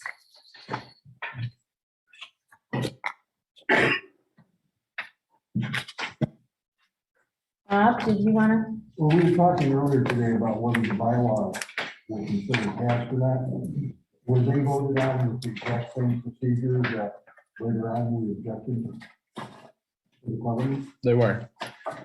So my question would be, if we stop counting for the covenants because we felt that the counting procedure was defective, bylaws were equally effective. I would think. The Tellers Commission procedure is pretty clear to me. I'm not sure why it wasn't followed. Well, I mean, here, I've said it. I mean, the legal counsel figured that those guidelines were set for a board election, the guidelines that are in there. But if you read it, it doesn't say that. I know, it says for all matters. I understand that, right. The word all was ignored by our own attorney. Okay. I find, I really object to that. And I know I said this to you before, our own attorney told us not to follow our rules. We said, no, that's not it. I think that is very well what he did. We had a rule, he ignored it, he made a new rule that we never approved. I'm offended by that action. Okay, and that's why I've asked that we have a meeting with legal counsel to discuss that. In this case, we're asking the Fox, we should wait at the Bill Graham house. They caused the issue. I don't think that the attorney should have written that rule, knowing that we had a different rule in place. To me, that's unconscionable. I guess, what do you mean? I don't understand that. We had a rule, he knew it. He wrote a rule different, which basically makes us ignore our own rule. I don't think that's what people hire lawyers for. I think we hire lawyers to follow the law. We had a rule and correct me if I'm wrong, aren't all our rules approved by the state of Illinois, they're considered law? And he ignored it. Well, again, I mean, it's an interpretation of that, okay? And that's why I think it's important that you get an opportunity to ask them directly. I don't mean to put you directly in the hot seat because I you're not the understand. attorney. No, I understand that, but that's why I think it'd be best so that you have the opportunity to ask them that question and let them tell you what their interpretation is. If some miracle occurred and he convinced the 9 of us that he was right, what are we gonna do about the other 2,700 people that have been reading about this and think it's wrong also? Well, then the board has a decision of, okay, how do we proceed then? And if it's going out and talking and educating the owners or doing it in open session after that, I mean, that's gonna be a decision after that meeting with legal counsel. I know we talk a lot about we need to improve transparency. Yet we're ignoring the man behind the green curtain. We are creating situations where we're not transparent. A lot of complaints with the new set of documents was the fact that there's so much legalese in them that you read a paragraph 3 times and you still don't know what it says. Part of that was the fault of our lawyers. And those are changes to make it more legalese? No, changes to make it understandable for the normal person. Okay, well, because I mean That's what here, our owners are. okay. They're not 2,700 lawyers. But here, I mean, some of the confusions from the 2017 version of the declaration, I don't deny that. which isn't, that was already written and approved prior. So it's not the new language, that's old language that we're following.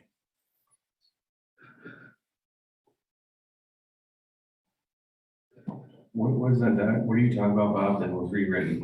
I don't understand what it is. We have tellers guidelines. Tellers are the people that do the count for the election that you got voted in on.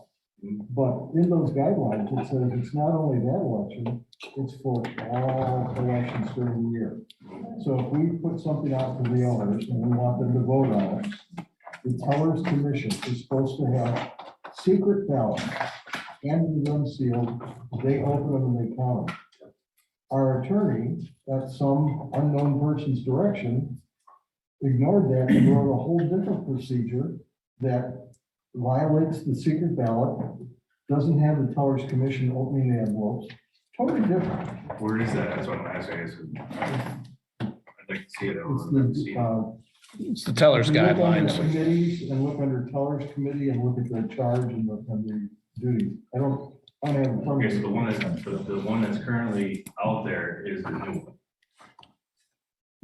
The old one's there. Or is there 2? That's what I'm just trying to figure out what exactly. There's the revised that was supposedly being voted on, but there's an original before. that. And that was 17. 17 is when the board approved the Sika changes, so that's what it's dated. Yes. Okay, Nolan, and to further complicate the issue, the ballots were sent out like it was a ballot for an election. A second envelope, et cetera, so we led everybody to believe it was gonna be a secret. I just want to ballot. make sure what's online or where that's being read so I can read the same thing. So this is Sean Cottrell. Nolan, I just heard you ask where this is. This is Article 13, committees of the bylaws.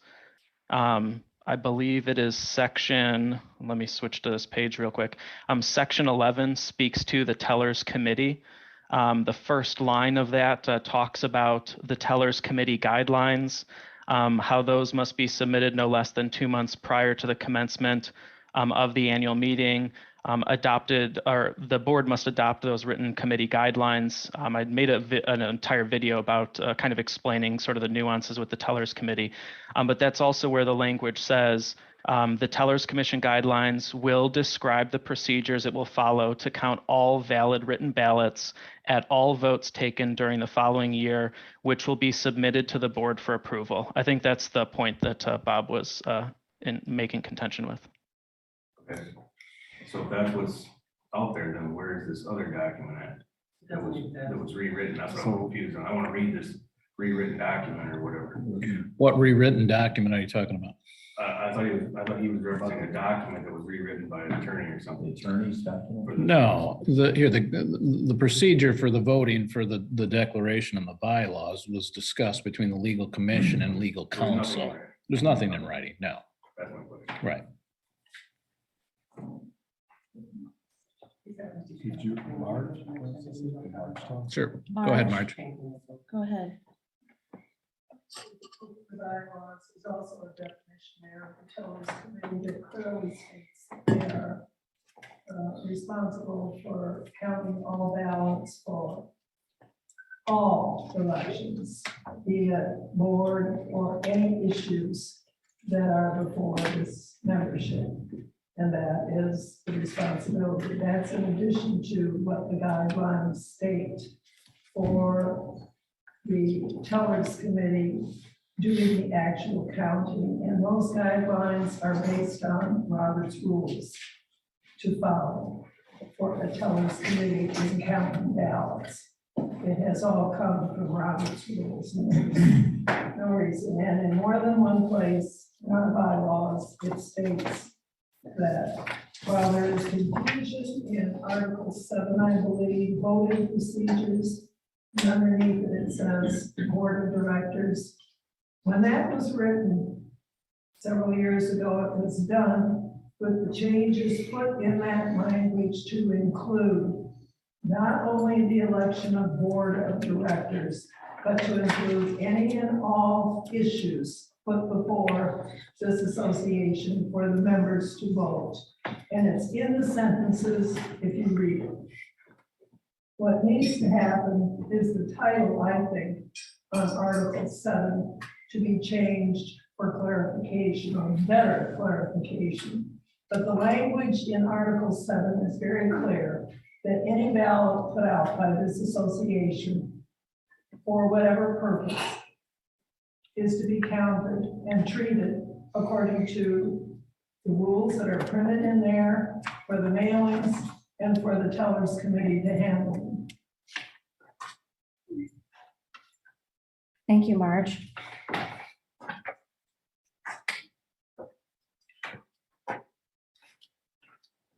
Will the bylaws be revoted on this? Is there actually also tainted?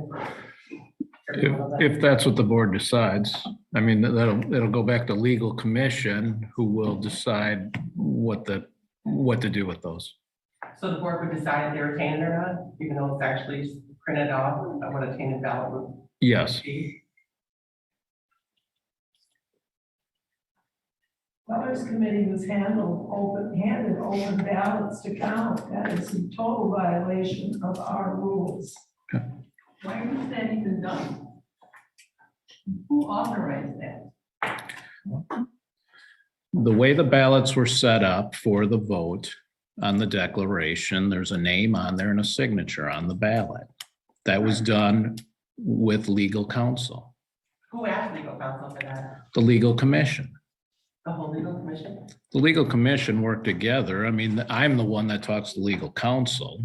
So, I mean, technically it would be me, but I mean, the legal commission worked on this and worked on how this goes, what the ballot would look like, and how the votes would be sent out and then collected.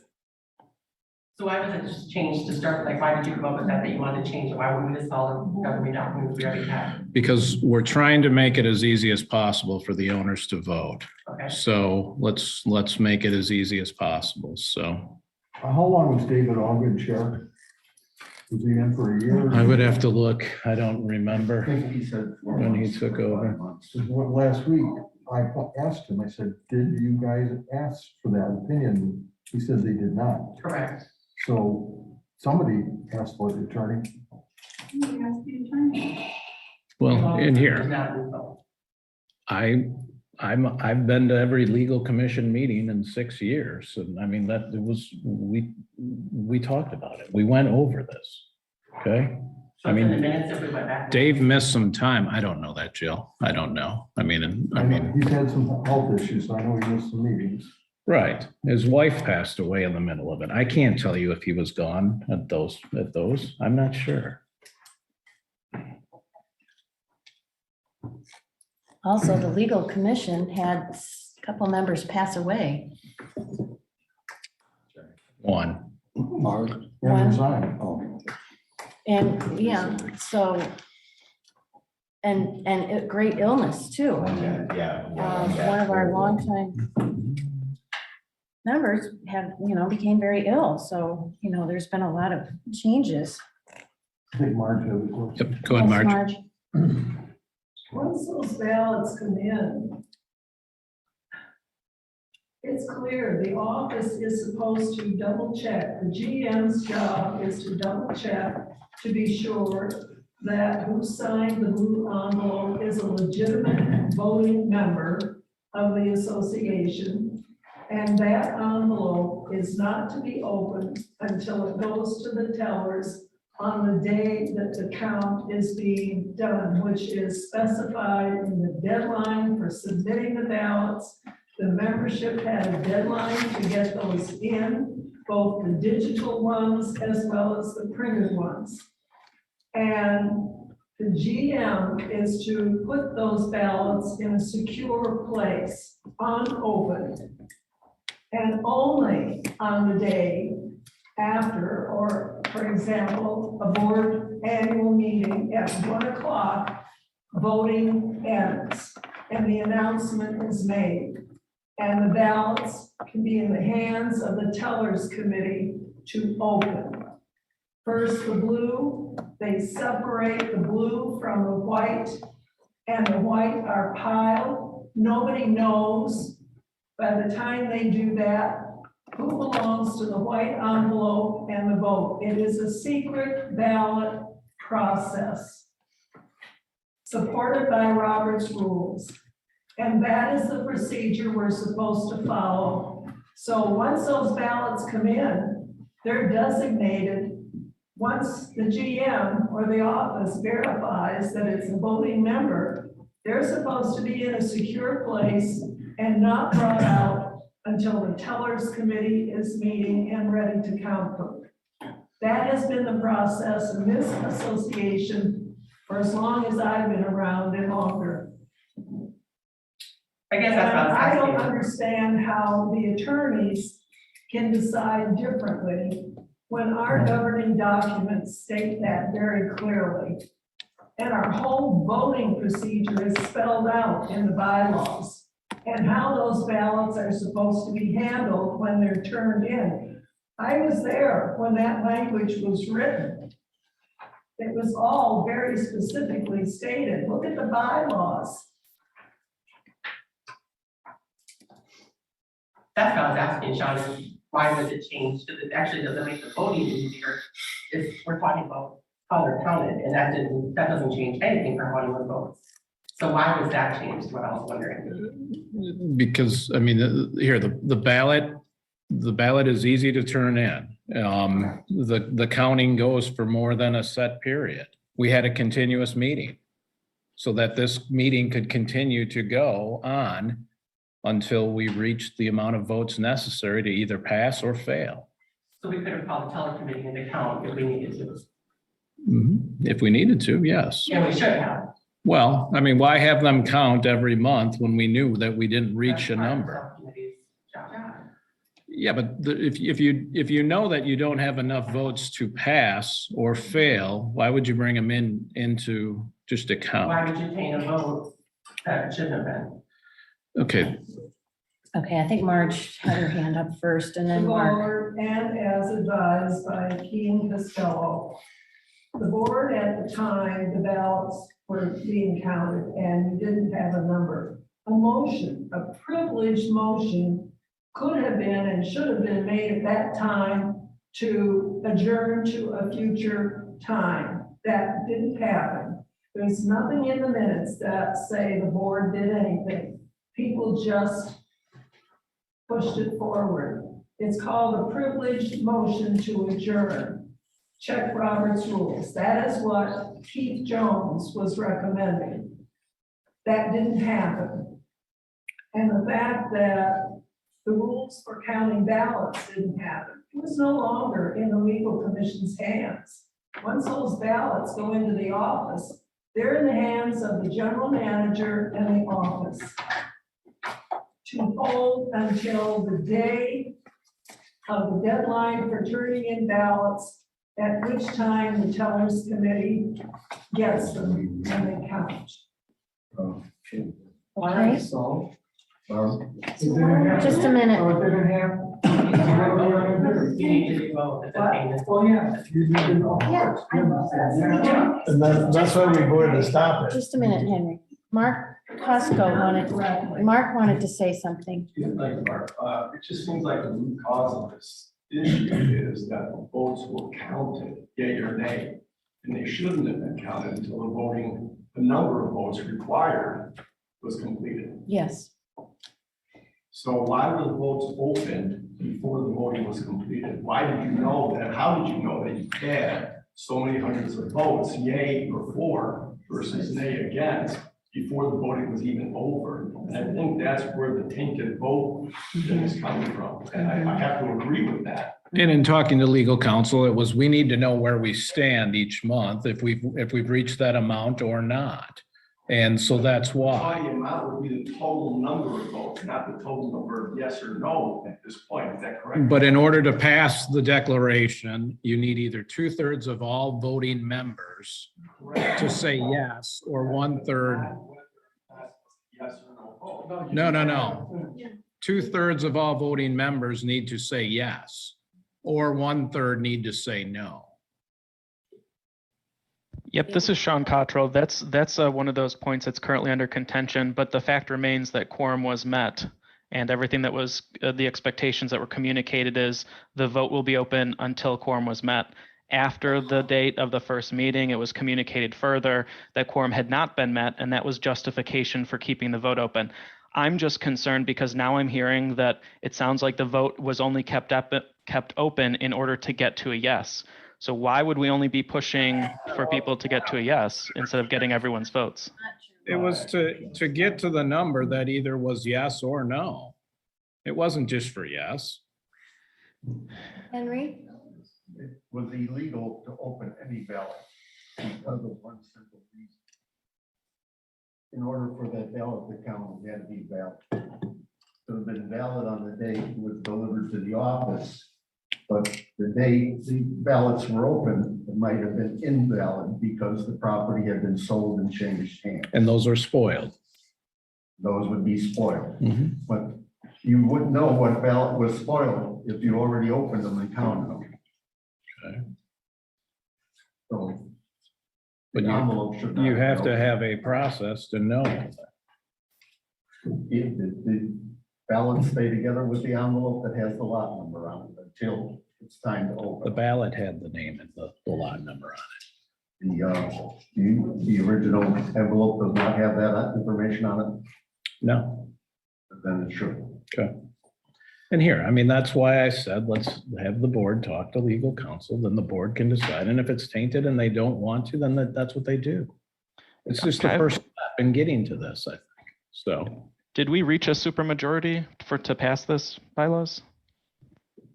The bylaws are 2/3 of those casting a vote at the meeting. It's a different number than the declaration. That's right. That's the one with the 125 person quorum. Yes.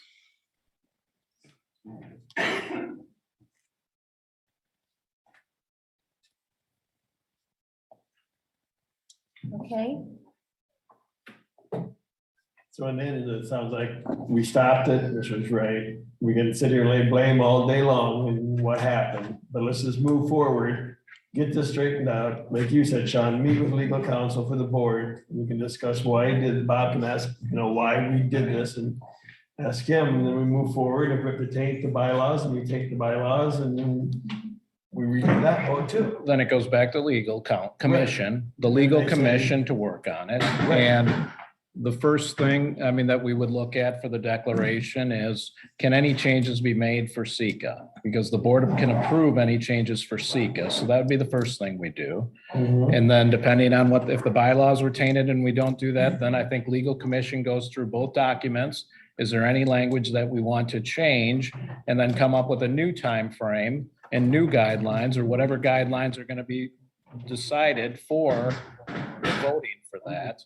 and then decide, okay, we're gonna do this in 23, or we're gonna wait a couple of years, or we're gonna push this into 22. But yeah, that's would be the plan that we go with, correct? Okay. Yes. Okay. We ready to move on to capital projects update, item 12.11. Yes, Mark? Yeah, I'm sorry, is it possible that the policy just Policy. that would be? I could do that, yeah. Yeah, Just a question regarding other objectives. yes. To accomplish the objectives, the following rules should be. Should is kind of a permissive sense of language, shouldn't be must be observed. Because further on there, it says that all investments should be with FDIC insured institutions. I'm not sure an FDIC insured institution is insuring the land that we buy. Okay, so tell me where the should be changed to must. Under objectives, On, you have to protect the principal investment to accomplish these. oh wait, which number are you on? 6144. Okay, now I'm with you. Sorry, it's been a long morning. 6144. If you guys want to grab your.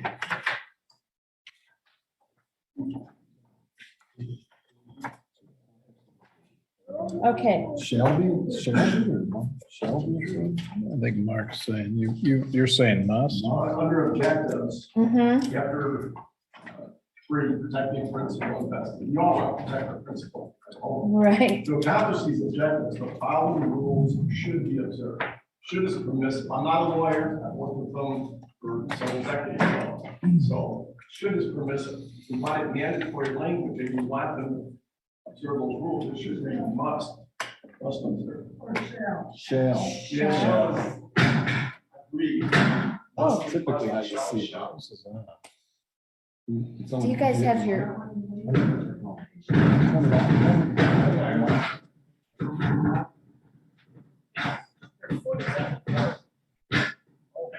Steve?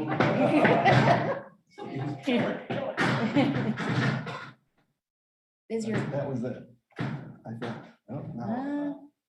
From my background, Mark, in highly regulated industry, must is very clear, shall is kind of like, and may is permissive, obviously, well, should. Further down the line there, it says will, the general manager will, is charged with the duty of the investments for the association. So I think if you change that word should to must, it would have been a little bit more difficult. okay. So, we are having a meeting on Monday, so we will bring that up. Yikes.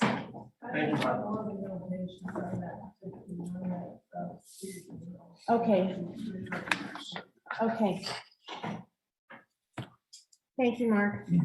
Okay, so now we're going back to our agenda and are we ready for capital projects update, Sean? Sure. Okay. All right, flood mitigation, as I mentioned earlier, CMT is now going to be out here December 3rd with the geotechnical engineer, and what they'll do is be walking the spillway and then also walking the dam and kind of determining what options we have for the spillway. And then doing a report and meeting then with the ad hoc commission to discuss the options and go over ideas that they might have for that. So hopefully, I don't know if it'll be in December, it might be after January before that happens, but we've been waiting on a geotechnical engineer and we finally got the one that we wanted. He changed firms and but everything's good now and we're happy that that we're proceeding with that. As far as dredging, Frentress is out here now. They're doing the poles, finishing riprap. They'll probably be doing the poles for a while. But when they're out here, they're also taking a look at the lake and the layout of the lake as far as contract dredging. The next step for us would be distances between each cove to the pond that we'd be pumping to, and then the elevation changes of those. So I'll have those to Frentress by the end of this year, and then we start working on ideas. and where we go next. And that'll be a board discussion probably in January or February in a workshop for, okay, this is where we're at. When are we planning to do this? And this is what we need to do before we get to that point. So that's where we are with dredging. And then for zebra mussels, Steve asked me to talk on that. Joe Rush was with Conservation in November. Conservation has made some recommendations to the board. What I've told Joe is that I would like a recommendation from him on the amount of red-eared sunfish that we should, if we're going to stock those, what number would be a good number to do, and that would come in the spring. Also, for the monitoring system, the discs, where should those be? And as far as how many we have out there and where they should be. So I'm hoping to bring that in December for a board decision on that. And then I know he's been looking at some of the other ways, one that Lake Holiday is using, the chemical, to see what secondary benefits there would be to the lake as far as algae or anything else that we can use. So he's been doing that, and I don't know, Al, have you been talking to Joe to let him know about that meeting in December? I don't know if Al's still on here. If not, I'll check and see. So. Yeah, I have not sent him that invite quite yet. I don't have the physical link or the password, just the date, which is December 20th, which is a Monday at 7 p.m. for their board meeting, okay? Okay.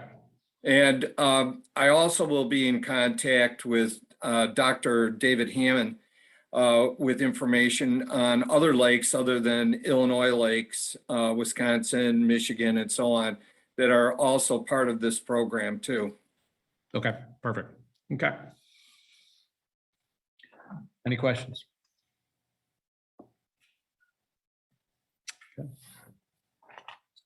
Okay.